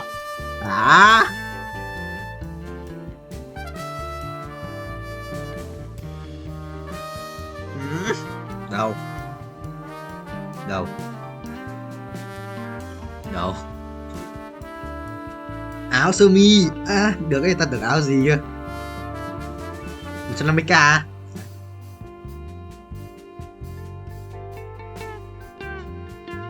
Tất nhiên là không nên là mặc không chứ là quần đen với quần trắng á, quần đen với quần trắng thì anh thấy cũng thế mà. Nhưng mà cái không phải ra mặc với cả áo xanh dương thì mặc áo xanh dương này nó đang làm bầu bựa quá.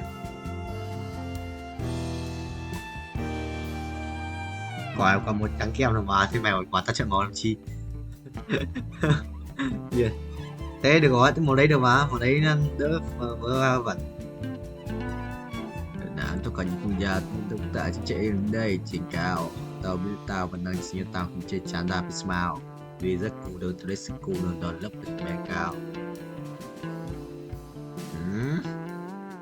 Nên tao thác độ phô tao dù như cả 50 và rồi thằng cơ không ngủ vẫn on mà với sai tao báo ngay đại đội trưởng cho mình mất.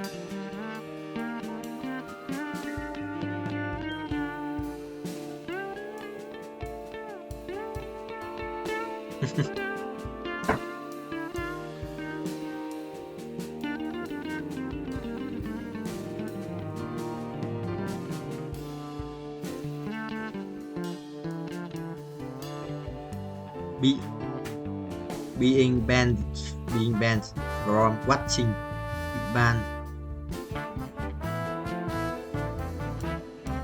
Được em ơi, có cái gì đào vào đấy rồi.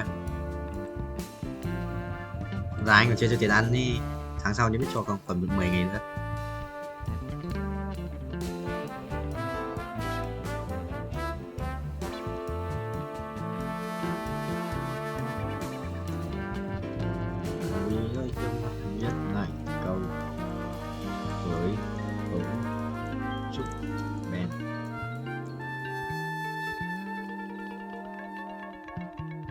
Chờ tôi gật đi viết kiểu đéo là nhỉ? Band from voting chỉ có watching thôi. Band from band.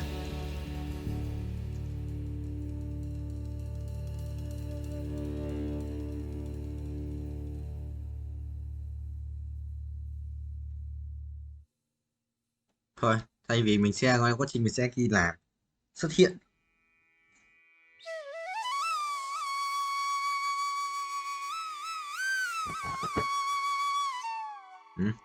Đó thì đây là mắt dịch mà. Thì bị ban thì tao chẳng rồi xuất hiện thì đã appear thì cháu vậy.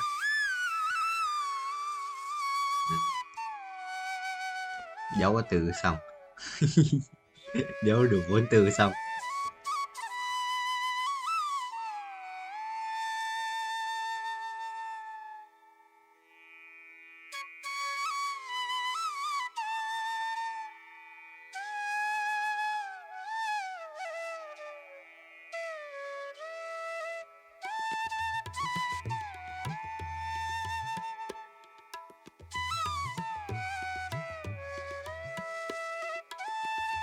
Tao hỏi Cương là nhà chỉ học với tao thôi, xong Cương bảo là đu chen thôi. Tao bảo là mày chia tay, như chia tay.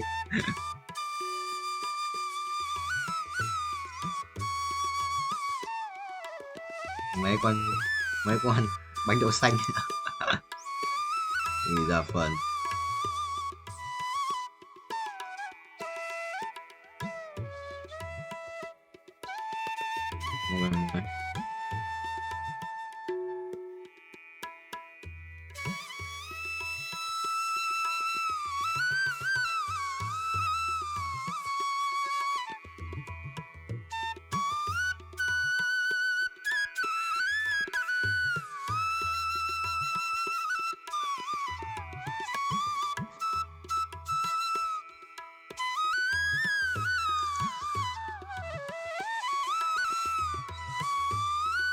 mình sắp nhận đây rồi. Được.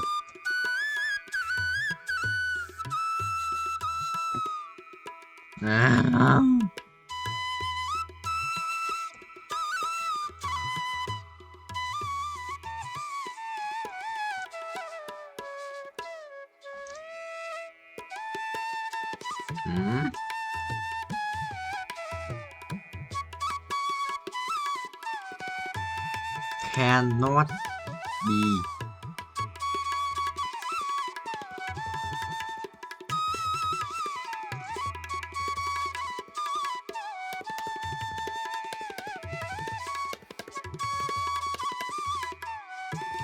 Rồi. Đó, Sumi ơi. Đổ hết đồ rồi.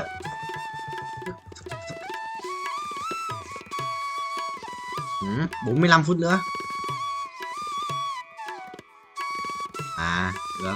Được, thì là hơn 1 tiếng mà tao đang ngồi tao làm mất bài mà. Mất gì nhỉ? Không. Make some assistance.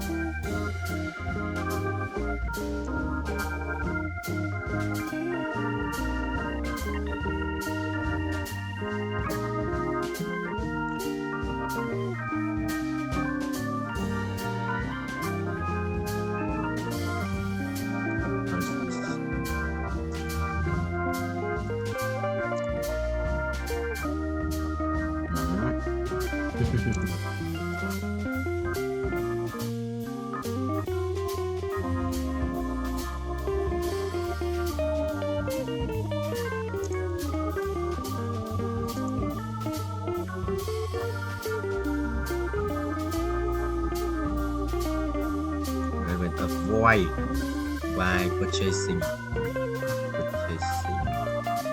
Là nhắn gì đấy? Cương này, lắm thế.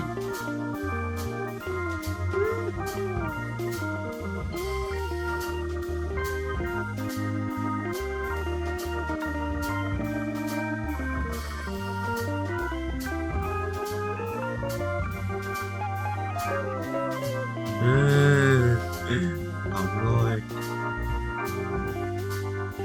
Hỏng xe đấy, hỏng rồi.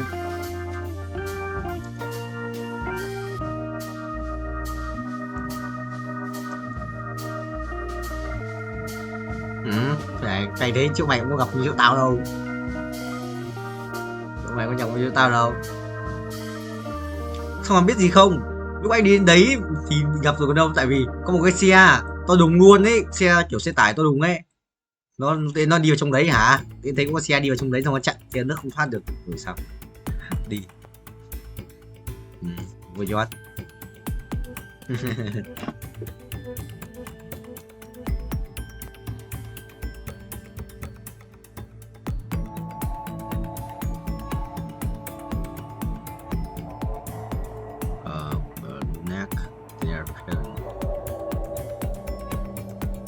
Có danh từ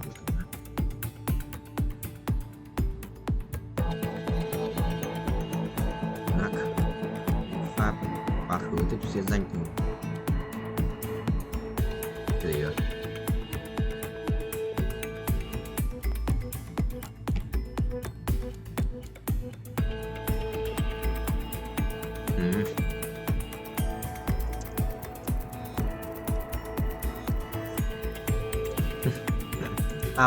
Tao vẫn dùng làm mấy cái linh tinh của văn phòng lớn nên tao để mà sau đi tao chạy lại phần mềm thôi, tao chỉ chạy lại phần mềm thôi, tao dùng như mới xong đó, tao đi chạy lại phần mềm laptop cái xong như mới.